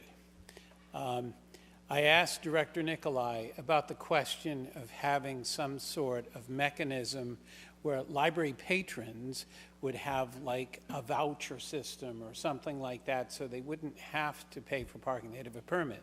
But the problem with that, and she fully described it to me, is that there's a privacy issue, that you can't ask people coming into the library who they are or what they're doing there. It's an open library, free for all, to be for the benefit of all. And that's why I asked the question, we need as a body to figure out how we can make this work. So when we sponsor diversity and we look towards inclusion and we want everyone, senior citizens and young adults who don't have access to computers and Wi-Fi, to be able to use them. We do have issues of availability of equipment at the library that some people may not have in their homes. So when Mr. Fisher brought this article forward, I applauded him for trying to find a way to increase access. I do understand the plight of the library director in trying to make available parking for everyone. I know that the 8 spaces that are in the front are used sometimes by the UU Church, and there's limited access to some of those spaces. Am I correct? I believe that some of them are UU spaces and some are library spaces. And we know that there's always somebody that's going to park someplace and try to get there for free. But we really need to think about, as a community, how do we include everyone? So I ask you, if we can't make the library parking free or at a reduced rate, we ought to find a way, and I hate to establish another committee. We have a lot of committees here, but we need to consider inclusion. We need to make it available to all. And the people that go to You know, the food pantries don't disclose who they are. They just go in, they get their food, and they go about their business. And there are people that read books, like to read books, like to download books using Libby and Overdrive and other free programs that the library sponsors. But we need to make it available so we don't have a difference between the literate and the illiterate, or the avid reader and the not so avid reader. So I think it's a great proposal, and I challenge the board and the manager and the library directors to find a way that we can make this happen. Thank you.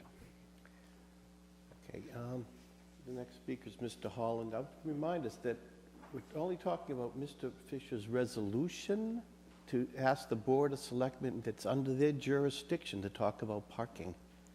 So go ahead, Mr. Holland. Okay. Roderick Holland, Precinct 7. Briefly, I rise in support of this measure. This question of parking meters at the Free Public Library actually bugs people. And it's one of the things that when I've been going around Precinct 7 talking to voters, people have volunteered that it bothers them. Not that much bothers them, but this does, so I'm going to vote for it. Thank you. Mr. Veraglu?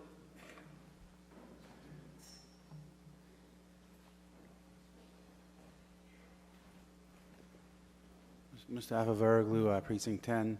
I am in support of this article, and I would just like to suggest to the Board of Selectmen and the Parking Commission, I guess, or the TAC, could they consider validation, maybe a machine you just walk up and do inside the library, so you're a library patron, and that would require changing the machines, and that may be worth doing to actually get this free parking back, so that people can validate and eliminate their costs with a ticket.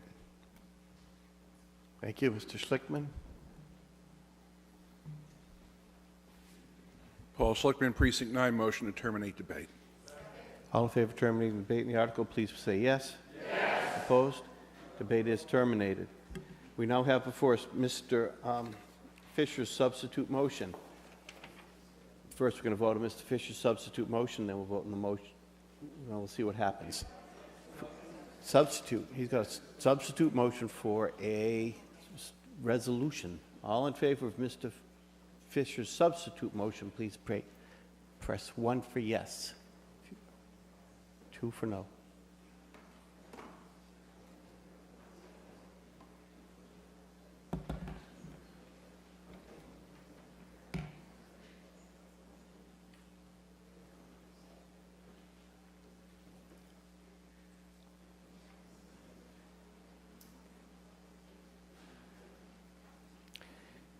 $121 in the affirmative, 61 in the negative. It is substituted. We now have before us the recommended vote as substituted by Mr. Fisher. Substitute. All in favor, please press 1 for yes.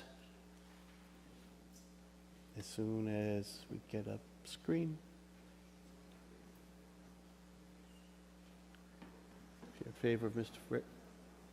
you're in favor of Mr. Fisher's substitute as the recommended vote, please press 1 for yes. 40.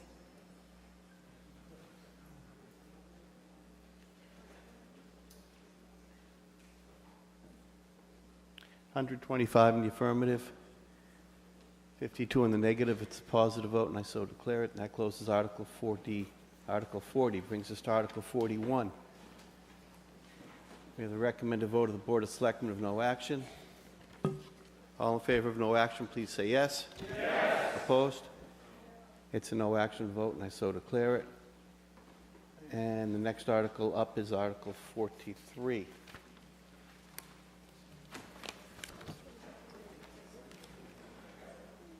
Mr. Chapdelaine going to present on this. Adam Chapdelaine, Town Manager. Article 43 in some ways is a companion article to Article 38, the senior tax deferral article. This is an article that was filed at the request of the Select Board based on their goal of providing really the maximum level of tax relief to qualifying individuals in the town based on current levels of property taxation, as well as giving consideration to the upcoming debt exclusion and override votes. This is modeled after a program that has been put in place in Sudbury and Concord, and is also modeled after a piece of, or a bill that's currently before the state legislature that would allow for a local option for any city or town to pursue such a program without needing to file a home rule petition. Basically, what this would do, it would be unique as compared to any other senior tax relief option that the town currently offers, in that it would reduce the tax burden of certain qualifying seniors and redistribute that burden to the remaining taxpayers in the town. So you can see laid out in the Select Board's report, there's a series of qualifying standards. First of all, you would need to be eligible for the state's circuit breaker tax program, and once you were qualified for that, you would need to meet certain, that would be the income criteria, excuse me. You need to be of a certain age, have a qualifying property based on maximum assessed value, and you couldn't have your taxes reduced by more than 50%. Additionally, should town meeting approve this, and should the state legislature approve that home rule petition, this program would still need to go before a townwide ballot, as it would be affecting the taxation of all taxpayers in town, much like an override or debt exclusion. One point that's important to make, and I believe is included in the Select Board's report, is what would this mean? What could this potentially mean to taxpayers across the entire town? So we received numbers from the Department of Revenue, and in 2017, the most recently available numbers, there were 968 individuals or families in Arlington that received the senior circuit breaker program from the state, or they received that tax exemption. So if the board, the Select Board, decided to give a $1,000 tax exemption to qualifying seniors, and every single one of those 968 residents availed themselves of the program, that would mean the average tax bill for the remainder of taxpayers in town would go up by approximately $65. If only 500, just about half of those residents availed themselves to the program, the impact would be approximately $33 or $34. And if 250 people chose to enroll in the program, the impact would be just about $17. So you can see there's a varied range of impacts based on how many people enrolled in the program and how large of a relief the Select Board chose to pursue. So this is new. It's not widely adopted in the Commonwealth. We did talk, Sandy and I did speak with folks in both Concord and Sudbury, and the program has been well received in those communities.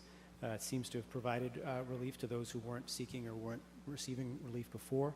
But again, it is unique because unlike the other programs that are funded via the overlay reserve, like the tax deferral program, as Sandy mentioned earlier, this would be redistributed to the rest of the taxpayers in town. So I'd be happy to answer any questions along with members of the board, Sandy or Paul Tierney from the Board of Assessors, but we certainly ask for your favorable consideration of this warrant article tonight. Thank you. Thank you, Mr. Chapdelaine. Mr. Revelak?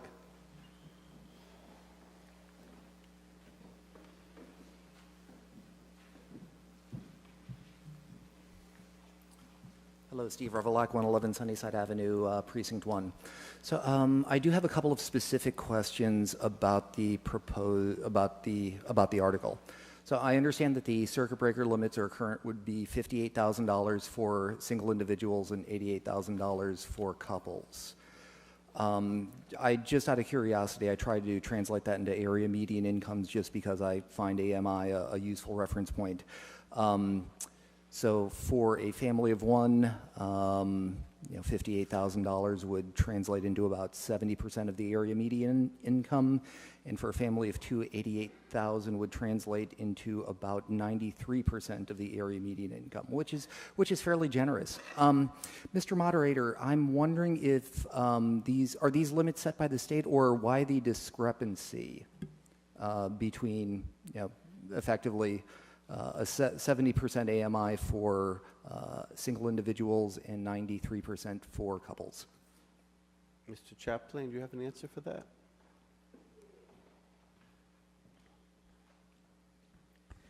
Adam Chapdelaine, Town Manager. Yeah, those two figures are annually set by the Commissioner of the Department of Revenue, And I don't have a good explanation for why they vary, given the way you've described it. Okay, thank you very much. Next question. Section 2D seems like it puts a limit on the assessed value of the homeowner's property. And I kind of get the impression from the comments on page 31 that the limit would be based on the median assessed value in Arlington. What are we using as a basis for calculating that median? Is it single-family homes and condos, something else?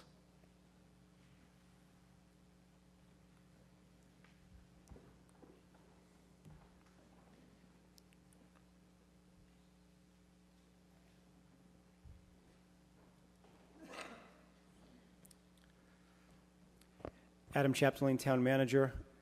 We would more than likely, and I think we would actually frankly have to verify this, assess that based on what type of unit it was. So if it was a single family, we would assess it, or we would consider it based on single family median and so on and so forth. Okay, so my next question would have been if we know those dollar amounts, but I'm guessing the answer is probably no.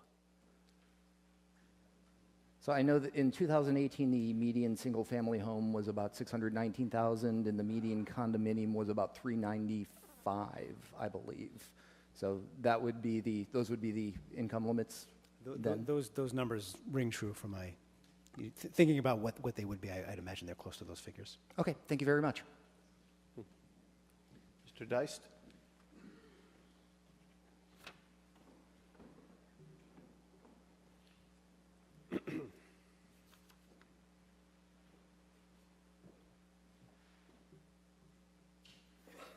John Dice, Precinct 13. I have great sympathy for people who are in financial difficulty, and I would very much like to help them as much as I can. By the same token, I don't understand why it is that there is such emphasis on older people. I am of that generation, or generations. I have Social Security, and I have Medicare. Those are enormous benefits that are mostly provided to me on the backs of younger people. So I don't understand why it is that there is such emphasis on we older people who are doing relatively well as compared to younger people. I wonder if someone of the select board or someone else could help me out here, because I think that the burden is way too much on younger people and not enough on us older people. Could someone, maybe from the select board, help me? Give you a hint. Adam Chapdelaine, Town Manager. I'll take my best shot at it, and I think there's only so far I would imagine the legislature would allow us to go in completely reworking Proposition 2.5.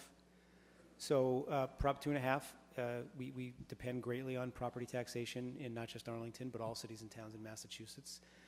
I don't think it's an overstatement to say that property tax is a regressive taxation system.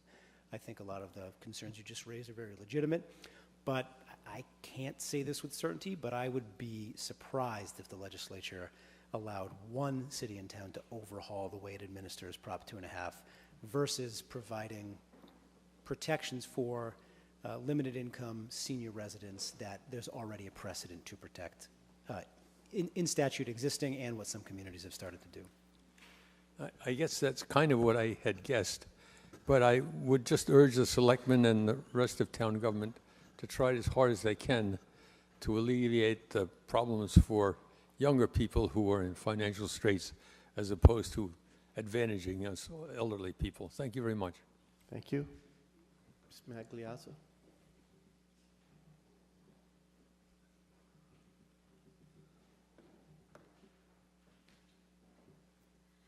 Sophie Miazzo, Precinct 8. Just some follow-up questions as I try to process and understand this.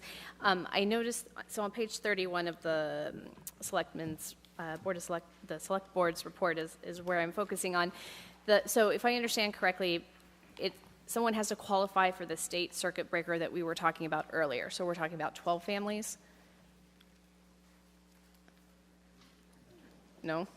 I mean, because if they qualify for it, they would get the deferral already, or not? Yeah, Adam, Mr. Chapdelaine? Adam Chapdelaine, Town Manager. So 12 families utilize that program, or 12 homeowners utilize that program.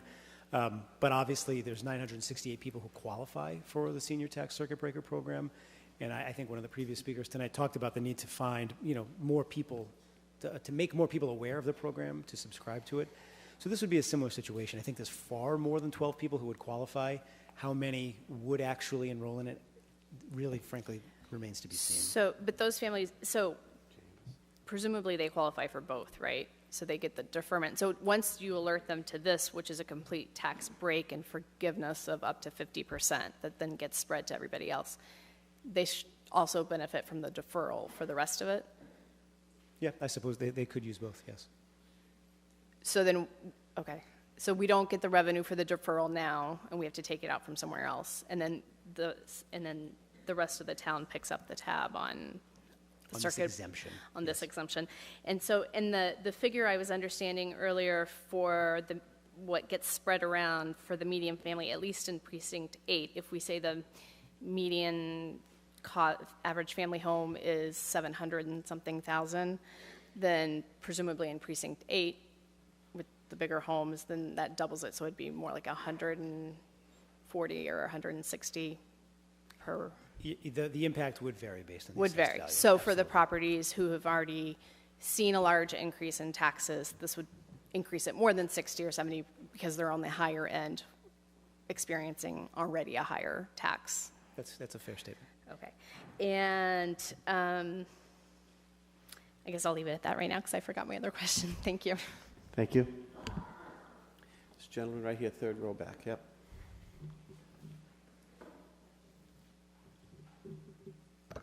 Charles Hartshorn, Precinct 1. I was doing some quick research on the circuit breaker, and I saw that it was mostly based on income. Is there any measure of general wealth in terms of the qualifications? I mean, if someone has $10 million in the bank and they only make $30,000 a year in Social Security, would that be counted?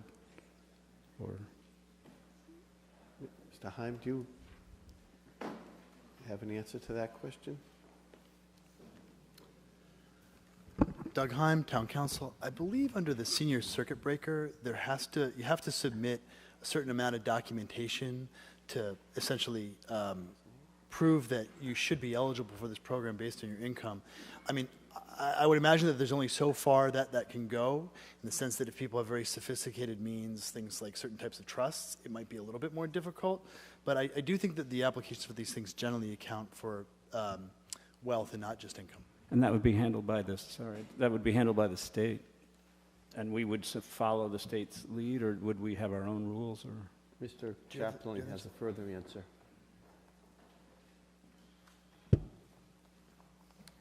Adam Chaplain, Town Manager. I do believe Town Council is correct that the state does have a measure in that regard, but the proposed home rule legislation also states that the Board of Assessors may set a policy to deny an application if they find the applicant has excessive assets that place them outside the intended recipients of the senior exemption created by this act. Great, thanks very much. Thank you, sir. Mr. Quinn?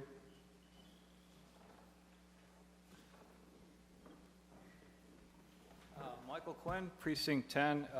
In addition to being on the board of the Council on Aging, I have also worked for several years as a volunteer doing taxes with the AARP tax aid program, where we mostly work with low-income seniors, some middle-income seniors. We see quite a number of people come in there to the program with no assets whatsoever. So in other words, when we do their tax returns, we get all the paperwork, we get what they've got. They have a house, if they do, or they live, if the ones who are trying to get the circuit breaker credit, they'll have a house and just no other assets. There's no 1099s coming in of any sort in terms of interest or dividends or other sort of indications that somebody has other assets. A lot of people come in, it's just Social Security. Some people have Social Security and a small pension. So there's a lot of people in this town that are in a situation of being essentially, I don't know if cash poor is the right phrase to use for it, but unable to pay. And it's one of the things about these programs that if people are able to get a credit back on their taxes, if they're able to defer them, this would enable people to be able to stay on it. And there are a fair number of these people. And so I encourage you to support this. I do want to say a couple things about some of the questions that were asked before. The state circuit breaker credit does not have an asset requirement. There are other programs that do have asset requirements. Asset requirements tend to be fairly difficult to monitor, and it tends to be the case that there aren't tax wizards or financial geniuses in town who are structuring their whole arrangements so that they come across looking as if they don't assets. Really what we see are people who just don't have assets, who are trying to be able to keep their house and to stay in town. The other question was about the interaction between the deferral program and the circuit breaker program. I don't know that there's a definitive answer to that. It is one of the things we're researching and trying to find out whether or not those two things that can work together. But it is not a definite yes in terms of being able to avail yourself of both the deferral and the circuit breaker. I do encourage you to support this article. I think it is something that would be beneficial to a lot of people in town who could use it. Thank you. Thank you, Mr. Quinn. Mr. Warden?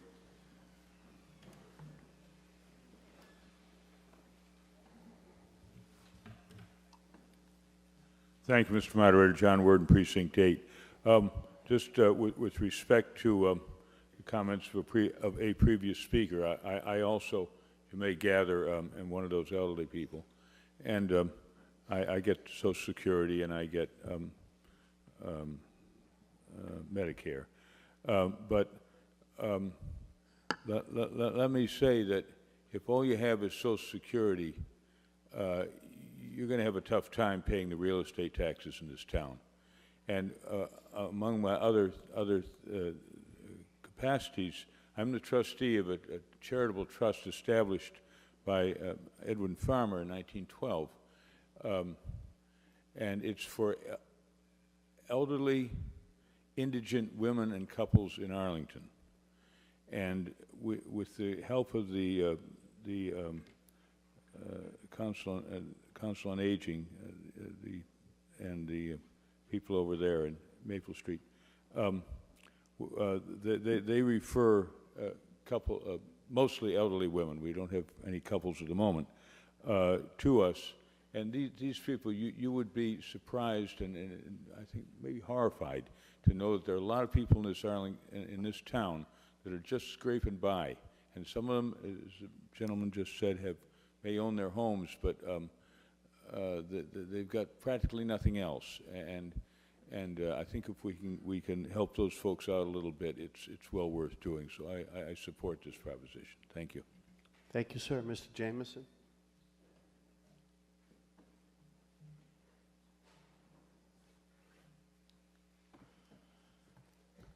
Thank you, Mr. Moderator. Gordon Jameson, Precinct 12. First, I want to clear up a misunderstanding I think that was presented.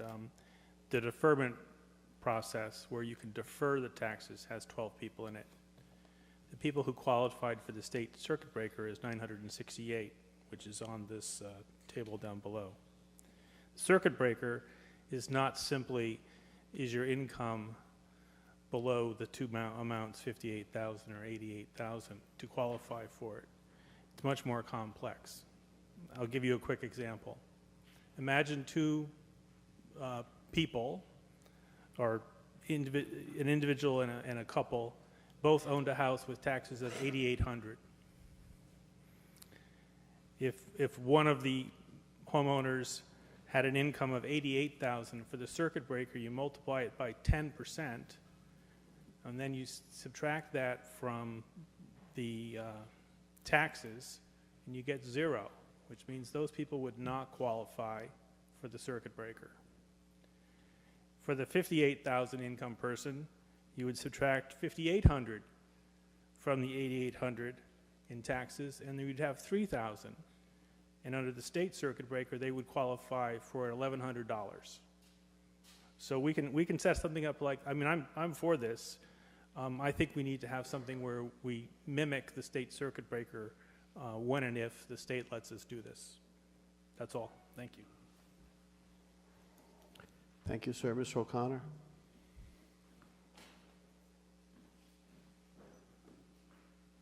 James O'Connor, Precinct 19. I am a tax consultant, And I used Google with our website just to confirm the numbers because I do use a computer when I'm calculating a return. The senior circuit breaker credit has a couple of criteria. If you own a home that has an assessed value of over $778,000, you're not eligible. If you're a single person, it's $58,000. If you're a head of household, it's $77,000.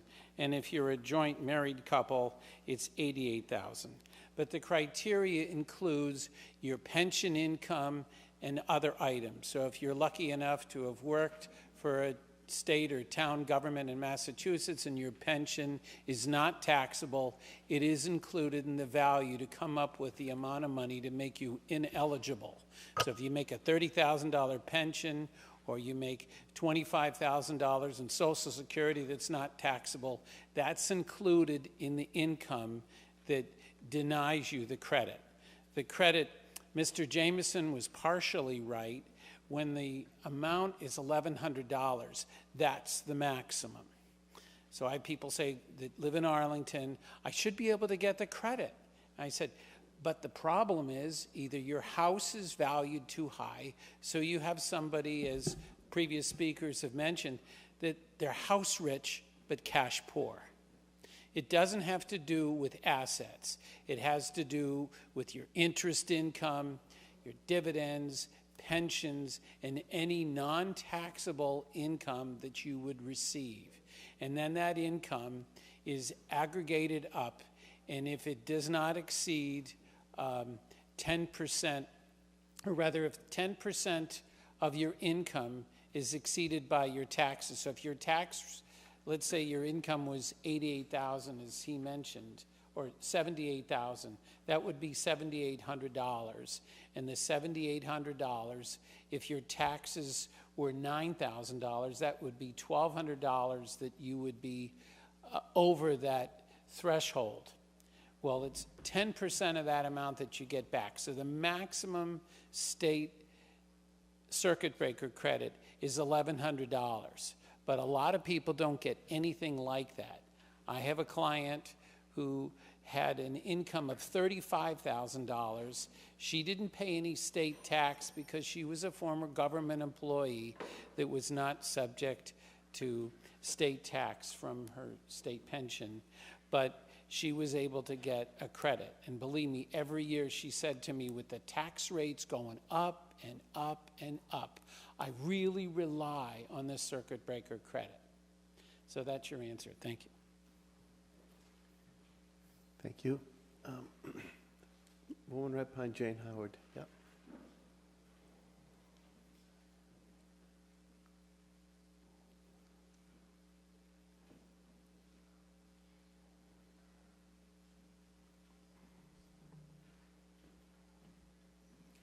Ann Fitzgerald, Precinct 17, 162 Summer Street, Unit 1. It's a condo. I am a single taxpayer. I am a senior, as you can tell by the white hair. The idea of fixed income is that when you stop working and you retire, your income drops considerably. I was very lucky to be employed for many years, and I find Mr. O'Connor's information very useful because I work for a municipality. But one of the things about the municipality was that when you retire, they have a formula. It's called a windfall elimination tax, and it takes what you're going to get from the town or the county, and they mix it up with a formula with Social Security. And I had my Social Security reduced to half. I do not have a large pension, but fortunately have had other assets. So I am able to make it in Arlington. But fixed is fixed, and it means that unless you go out and get another job, if you're able, your income is really reduced.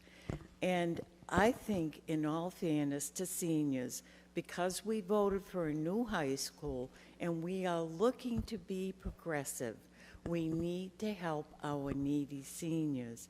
And I agree with Mr. Quinn because I was on the board of the COA. I'm an associate member.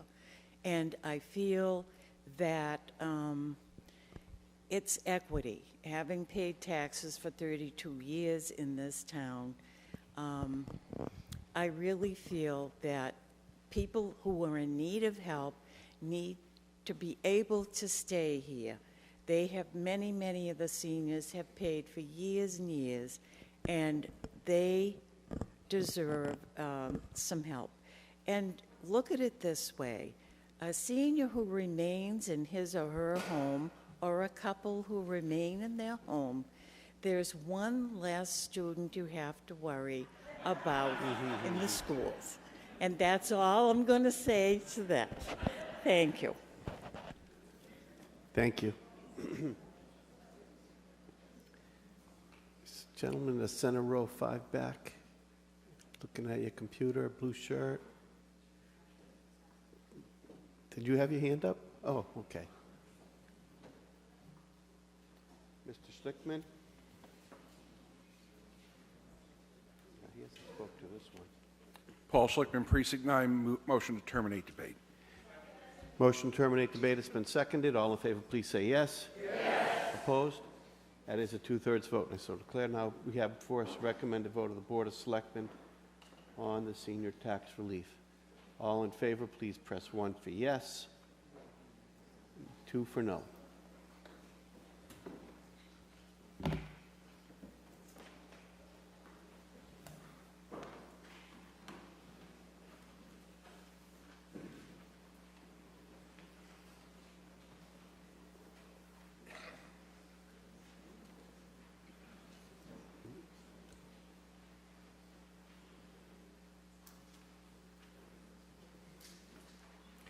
$188 in the affirmative, 5 in the negative. It's a vote, and I so declare it. And that closes Article 43.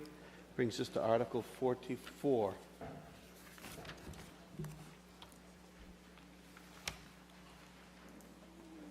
Article 44, recommend a vote of no action.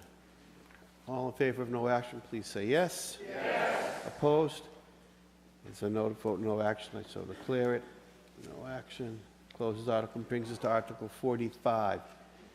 Extending voting rights. Mr. Schlickman.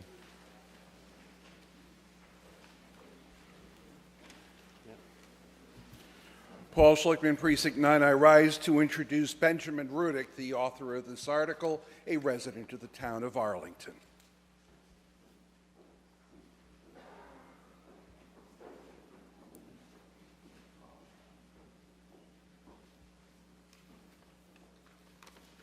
Got you, Mike. Hi, my name's Ben Rudick. I'm 40 Webb Cowett Road, Precinct 9.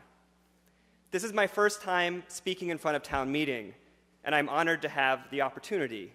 The breadth and depth of the topics you cover are quite extraordinary. I have attended every night or watched online, and it is truly a marvel to behold. I'd also like to thank Town Council Doug Heim for his timely and thorough assistance in drafting this warrant article, and the Select Board for their unanimous endorsement.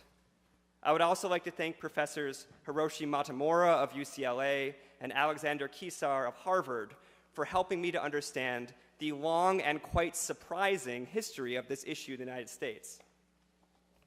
The warrant article that I've submitted requests that Arlington put forth a home rule petition to allow all legal, permanent residents of Arlington to vote in town elections, regardless of whether they are U.S. citizens or green card holders. This does not grant voting rights to illegal immigrants, nor does it allow permanent residents to hold town office or vote in state or federal elections. We are only talking about legal residents voting in local elections. The story of this warrant article begins when I ran for town meeting, unsuccessfully. You'll notice the lack of a pin. As I was going around getting my signatures to get on the ballot, I asked my neighbors, Gergely and Estelle, if they would be so kind as to sign my petition, as they were the ones who introduced me to the neighborhood when I moved in. Gergely's from Hungary, Estelle's from France. Both are scientists in the pharmaceutical industry, and they have 3 lovely daughters, the oldest of which just started kindergarten at Thompson. They have been in the neighborhood for several years and own their home. I asked them to sign my nomination form, and they said they could not. They weren't registered. I said, no problem, you can register online in a few minutes. But they said, no, they weren't U.S. citizens. They couldn't vote at all, even in local elections. I thought they were wrong. Federal elections made sense, but local? I got the same response from my other neighbors, Dario and Elena, as well as Shri and Divya. They were unable to sign, nor could they vote or sign anything related to Arlington. Despite owning homes in Arlington, paying taxes to Arlington, and having children in Arlington schools, they had no say. I was dumbfounded. First, we live in the very birthplace of no taxation without representation. You know, there was some tea, blah, blah, blah. As a simple matter of fairness, this did not make sense. Second, I was the newcomer to Arlington, not them. They'd been here for years. I'm from Ohio by way of Shanghai. I came here less than a year ago. Why should my voice be heard and theirs not? Was I somehow better informed about Arlington, having been born in Canton, Ohio? These were smart, engaged, and knowledgeable members of our community. Don't we want to hear what they have to say? And wouldn't Arlington benefit from a more inclusive, more fully engaged electorate? It's not like we have too many voters locally. Sure, I can understand why we don't allow non-citizens to vote for President of the United States, but President of the school board? Are they worried that my neighbor Estelle, being from France, will vote for school board in a particularly French manner at odds with American interests? I was confused, so I started researching, and what I found was amazing. My radical or progressive idea to allow non-citizens to vote locally was neither radical nor was it progressive. In fact, it's a reversion to an earlier time in our country when non-citizen voting was widespread. To quote the Harvard Political Review, as a general matter, suffrage rights have all become more inclusive.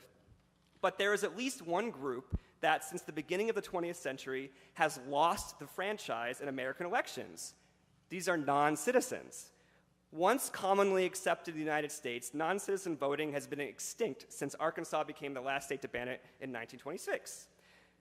In fact, I could only find one other group who had their voting rights curtailed in the history of the United States, and that was African Americans in the South after the Civil War. They eventually got it back. Even the Japanese, interned during World War II, retained the right to vote. As far as I know, non-citizens are the only group who had the vote, lost the vote, and never got it back. So what happened? Well, broadly speaking, a wave of anti-immigrant sentiment flooded our country in the late 19th and early 20th century that was exacerbated by World War I. States, one by one, outlawed non-citizen voting. By the election of 1928, this was complete. As noted by political scientist Leon Aylesworth, this was the first election in over 100 years in which non-citizens could not vote in any federal, state, or local election.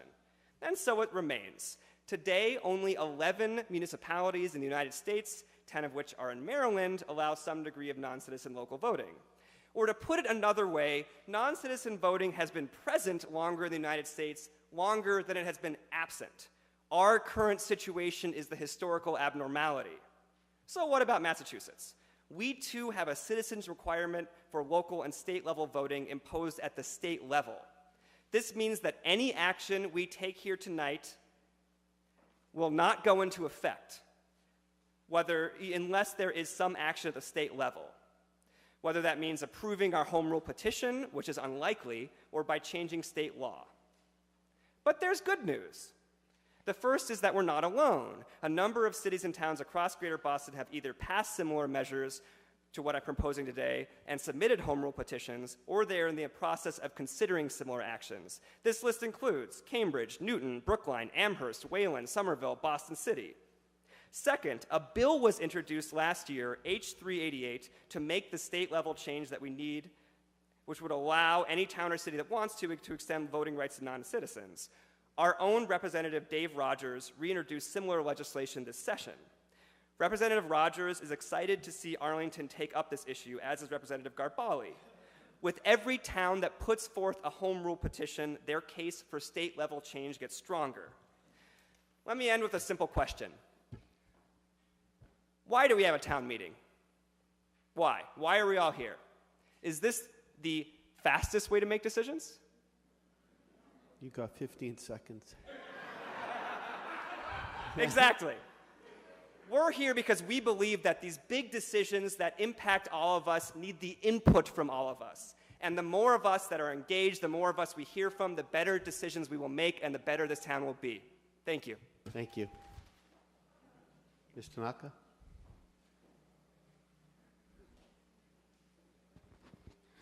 Rieko Tanaka, Precinct 9. Oh, too loud? Oh, loud. Sorry. Okay. This article is extremely important to me. I came from Japan to U.S. as a graduate student in 1989, and I have stayed here since. After several years, I had already decided this country would be my permanent home. I just fell in love with Boston. Then I went through the process of obtaining, first I came as a student with a student visa, then I got employment authorization, then eventually green card before becoming the U.S. citizen in 2017, 28 years after I came to United States. Even though I committed to live here permanently and also started paying taxes the same rate as U.S. citizens after several years, after my arrival, and contributed my skills as a musician and music educator to this country. It took me many years to become a citizen. There are two reasons. Reason one, the path to permanent residency is a challenging and a very expensive process. Finding an employer to sponsor my employment authorization is very difficult, and once obtained, very precarious. Especially for musicians, because most of musicians work as a lot of freelancer and also the part-time. Then obtaining the green card is even more difficult, and that is just the first step towards obtaining citizenship. Reason two, some countries like Japan, my home country, do not allow dual citizenship. I know many Japanese people who live in Arlington and the neighboring communities permanently, and who have green cards, but they would never apply for citizenship for that reason. Many of them, like me, have elder parents or family members in Japan and might have to go back to Japan for any unforeseeable situation. According to Japanese law, we lose Japanese citizenship automatically when we choose to obtain U.S. citizenship. To lose the citizenship of the country you were born and grew up is no light decision. It took me a lot of courage to do so. Despite these reasons, I decided to become a citizen after living in Arlington for 11 years. This community taught me and inspired me how important to take action for something you believe in, not just watch and opine. My signature for petitions and my vote in elections matter, and I wanted to be able to participate. I felt some guilt towards my family in Japan, but my older sister lives near my 80-year-old mother and can care of her, and I am very grateful that they respected and supported my decision. However, I know that many other legal green card holder residents cannot make the decision that I made. They pay tax just as we do. They send their kids to our public schools, and many of them do a lot of volunteer work for the community. They are indeed a big part of our community.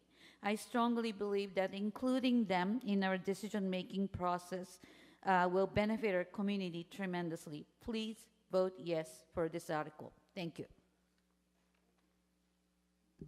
Thank you, Mr. Tanaka. The gentleman right behind Paul.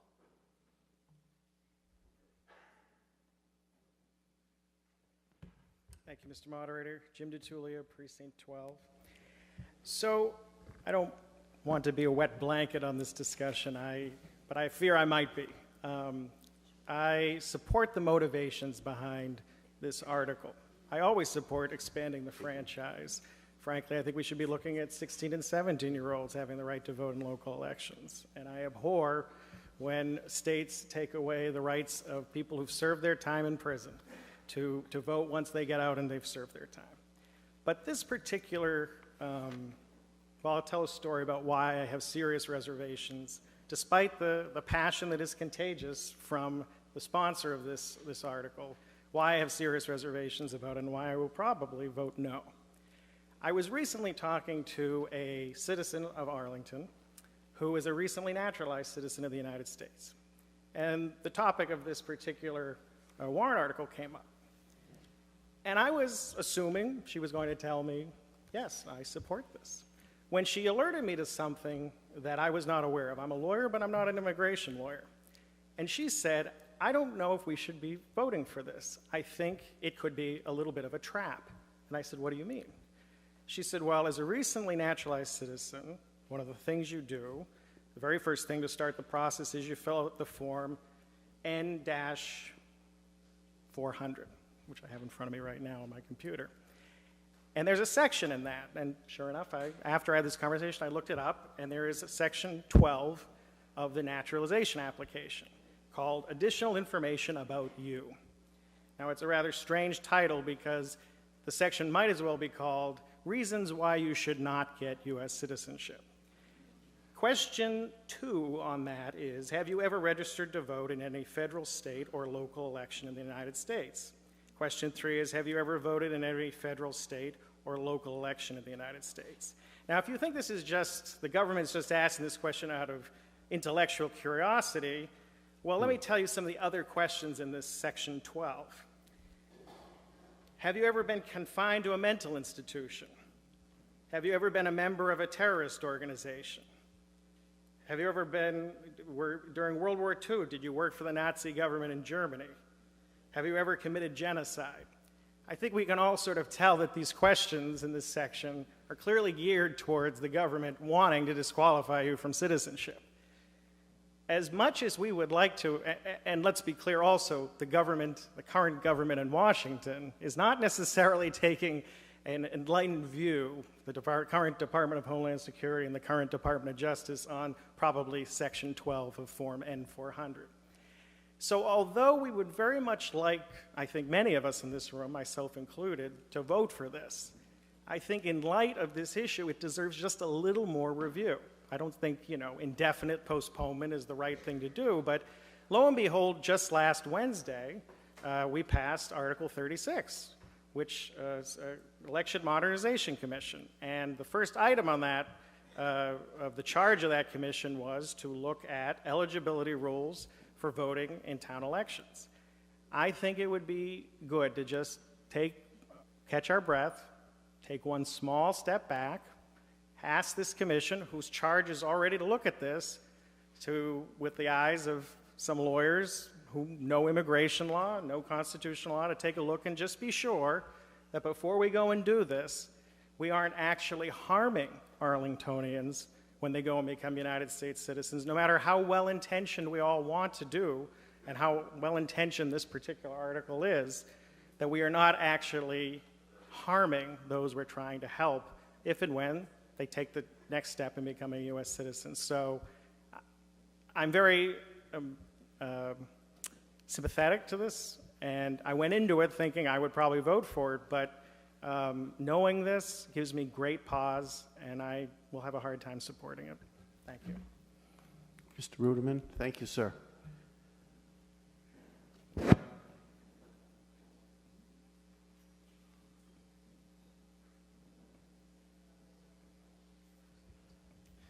Thank you, Mr. Moderator. Michael Ruderman, Precinct 9. The proponent of this article presents a very scholarly and engaging argument in favor of a yes vote, and one that has a great amount of emotional appeal, particularly because the backlash against giving voting rights to recent arrivals was something that was taken back in many parts of this country against those arrivals that created his line in this country, my line in this country, our grandparents from Southern and Eastern Europe and other places. That was when my folks, 5 of my 8 great-grandparents came to the United States. The core of his argument, as presented by the proponent and endorsed by the previous speaker, is that these folks deserve the right to vote here. They are engaged in the community. They are taxpayers. They are involved in our community activities. They have children in our schools. They are the sort of people that we want to hear from. And I would offer to you that as engaging an argument as that is, there's no way that we can measure it. If someone here is a legal resident and is not paying taxes for some reason, we would be asked to give the same benefit of suffrage to that person. Or if this person did not have children in our schools, or was not involved in community organizations, or was not invested in the political life of the community, there's no way for us to decide who is a deserving person and who is not. We're simply creating a new category of suffrage. I mean, you can take all sorts of illogical examples here. Children pay sales taxes on penny candy. High schoolers pay employment taxes. I remember the first paycheck I received for a summer job, and I thought, who's this FICA, and why is he getting $2.97 out of my 50? It didn't make me a voter, though. I would offer to you that we are not leaving legal residents bereft of possibilities for voting. In fact, it is clearly spelled out in federal law that they, amongst all other folks who are not current citizens in the United States, have the advantage of being given a guaranteed pathway to citizenship if they apply for it, if they qualify, if they are granted it. It is arduous. It is a lot of expense to study in time and effort. We who received our citizenship at the moment that someone signed a birth certificate for us take that right too cheaply.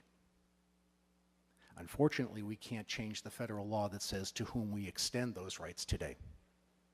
But I would say to you that we cannot judge, nor should we be in the position of judging, who are the worthy recipients of the right to vote, based solely upon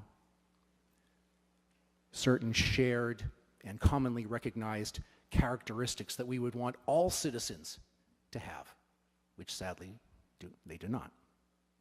So I would offer to you this reason, even though it is an engaging and compelling argument to say yes, that there are good and serious reasons why you should vote no, as I shall. Thank you. Thank you, sir. Mr. Yantar.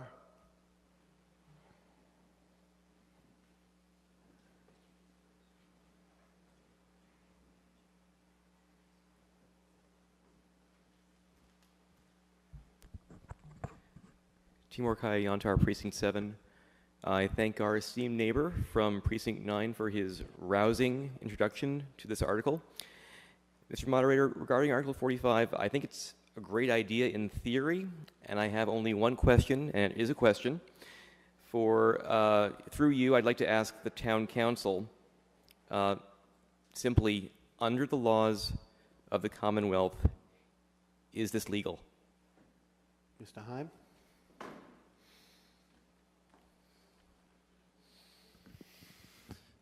Doug Heim, Town Council. So Chapter 51, Section 1 sets forth the qualifications to vote. Those qualifications include being a citizen. In theory, special legislation can change those qualifications for a local election in Arlington. I'm not an immigration attorney. I have to be candid and say that I can't speak to how this might interact with somebody's, application for citizenship down the road. But it's in theory possible for us to execute something like this for local elections only. So I heard in the initial remarks by the proponent that for this to actually happen, though, there would have to be either a local, what's the term? The waiver or the local override? Home rule, thank you. And, or they would have to be taken up at the state level. Is that correct? If I may, those are basically the same thing. Okay. So when you file a home rule petition, more often than not, the legislature is going to be responsive to that. They generate a bill and they pass it and it gets signed by the governor. In this particular case, I think what the proponent of the article has said is that there has been some difficulty getting these specific special legislation pieces passed. town by town or city by city, rather than a comprehensive sort of bill that comes to cover the entire state. Okay, so if we were to pass this here in town meeting, until something like that happened, would it be a purely symbolic and non-binding resolution, essentially? I wouldn't say it'd be purely symbolic. There's a likelihood that the legislature, based on our analysis of prior actions of a similar nature, there's a likelihood that they would not pass it, to be frank. But it's certainly possible that our legislative delegation might have more success. But unless and until that happens, it would be symbolic. Okay. So, yes, I thank you very much. I love the idea in theory, and I'm all for approving it symbolically, but it isn't going to change anything for now. Thank you. Thank you, sir. This gentleman right behind Mr. Thielman. I got you guys. Did you have your hand up? Oh, you had yours. Oh, okay. Close enough.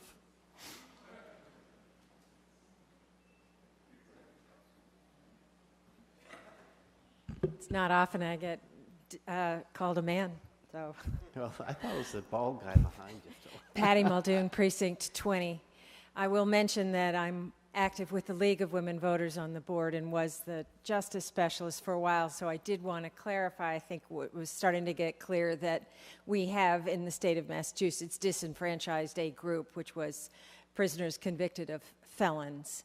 And having done some registration in our county jails, I'm glad to know that we can at least get some of those folks, help them become voters.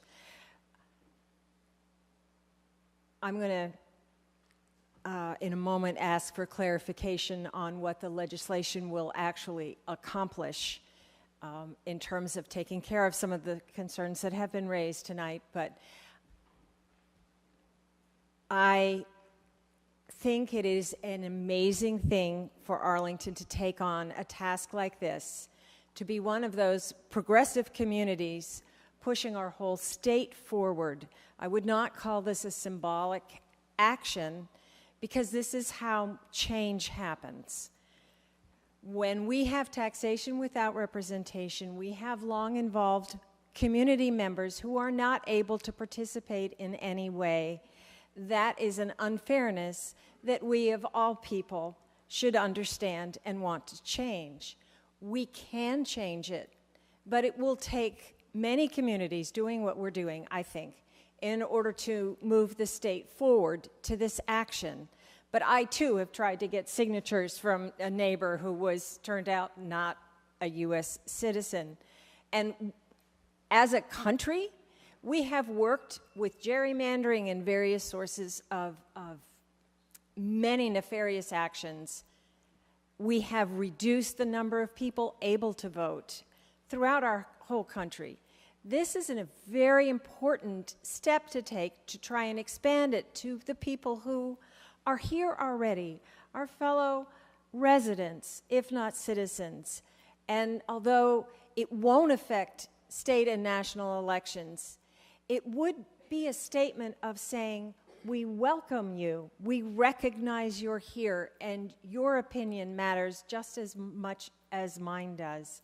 So I think it's a really important step to take, and I encourage people to continue to work on behalf of enfranchising more people as we can. And I would like to ask if our friend can answer the question about what the legislation would accomplish legally. Thank you so much. So yes, I just, of course, exactly what Town Council Doug Heim said, until there is action at the state level, what we do here today is not going to change the practical policies of Arlington. While I'm here, I'd also like to address the question about the citizenship application. That is a great question, by the way. I got all sorts of feedback on this, and that was one of the most surprising of the fierce immigrant advocates raising this concern about... Circle back to the answer to the question. What would this legislation actually do? Oh, I mean, I think that I've answered it originally. It would have no practical effect upon its passage unless there is further subsequent action at the state level, whether by approving our home rule petition or by, sorry. Yeah, I see, John. That's Thank right, you. I'll come over here. No, not My that. specific question is in terms of if we've got a form that encourages people not to put this information down and Yes. what the Sure. legislation will allow. Yes. First off, that's a great question. The answer is that why does that section exist on the citizenship application? It is because everything else in there is either illegal or clearly disqualifying. Were Massachusetts state to say we will allow all cities and towns to do this if they want to, it would be the first state in almost 100 years to reintroduce this.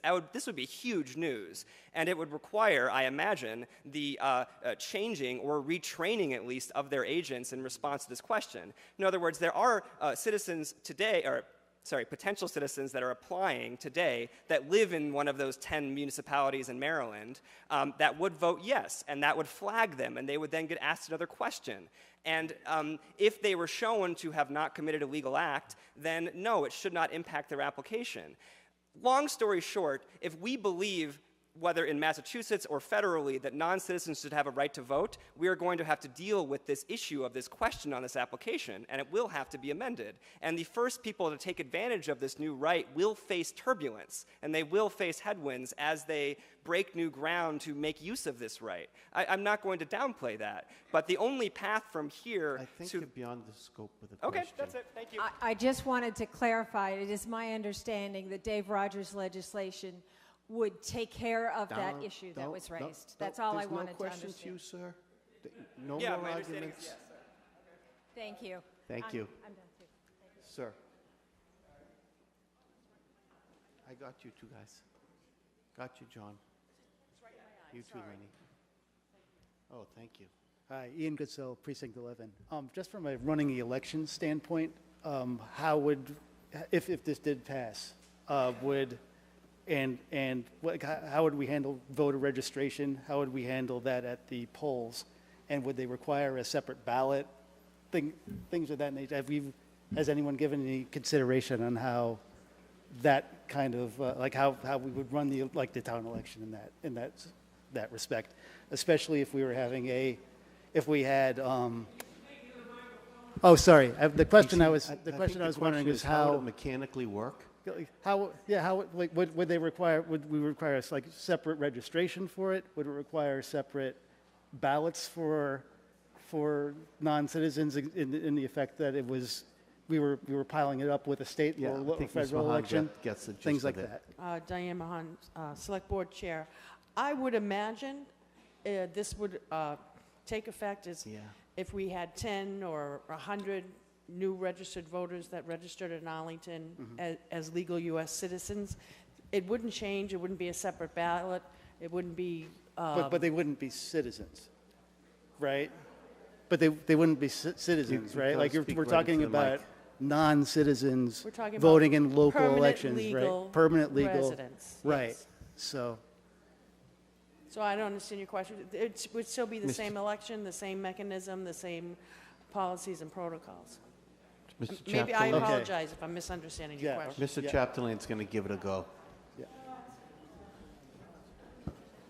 Adam Chapdelaine, Town Manager. My first job in the city of Fall River was actually Elections Commissioner, so I have a little bit of knowledge about this. Yeah. So I would imagine there's one central voter database that the state uses, the VRIS, Voter Registration Information System. My guess would be if the state took action on this, which I know is a question, that they would have to basically put a new code in that system that would allow for a special type of voter that would only be allowed to vote in local elections, such that voter lists could be created for those elections, but then those folks wouldn't be on the voter list for state and federal elections. That would be my best guess as how it would be managed. Okay. Yeah. Great. Thank you. Mr. Weinstein? Oh, could have moved the question. Ms. Magliazzo?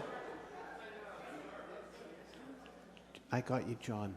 You're next.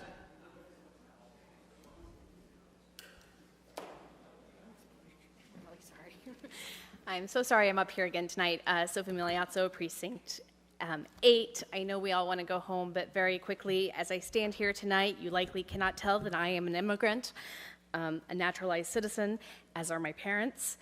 I spoke not a word of English when I came to this country in kindergarten.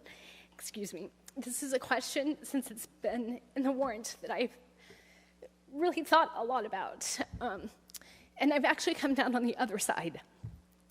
When I chose to become a U.S. citizen, it was because I wanted to vote. And to me, voting is, being a citizen is voting in military service.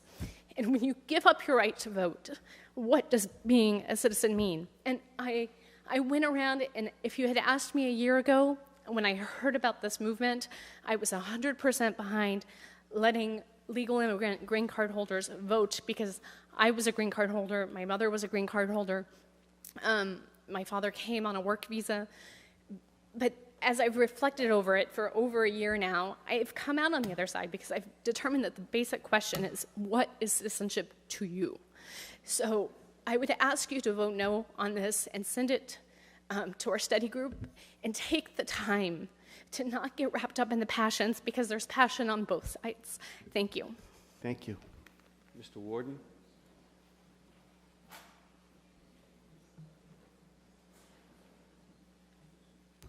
Thank you, Mr. Moderator. John Worden, Precinct 8. And again, I suppose I should apologize for being before you so many times this evening, but there have been a lot of important issues that I felt I could add something on.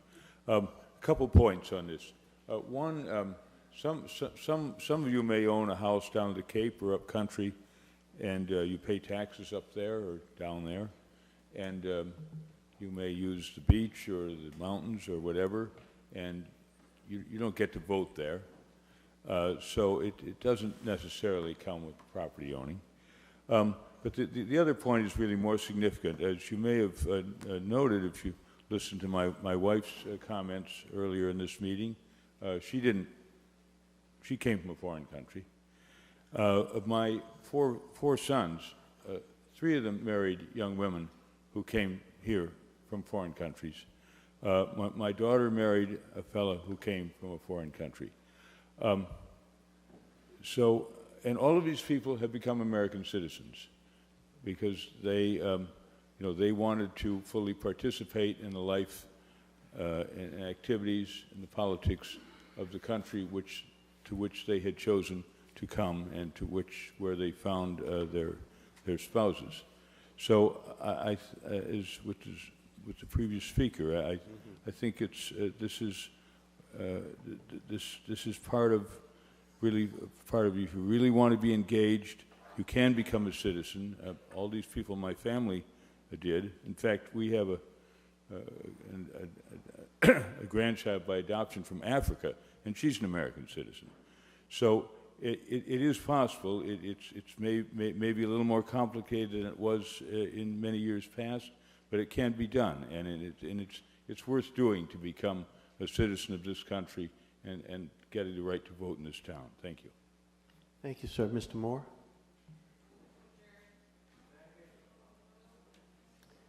It's a motion to adjourn. It's been seconded. All in favor? Yes. Opposed? No.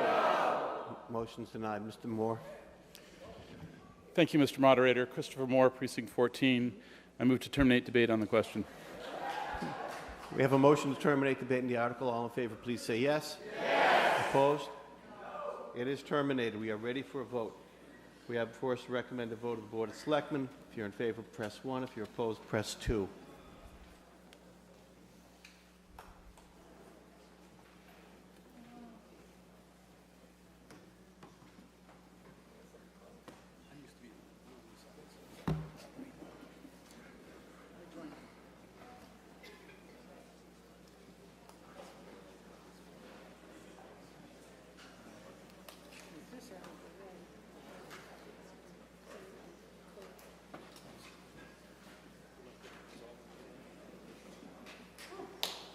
$131 in the affirmative, 51 in the negative.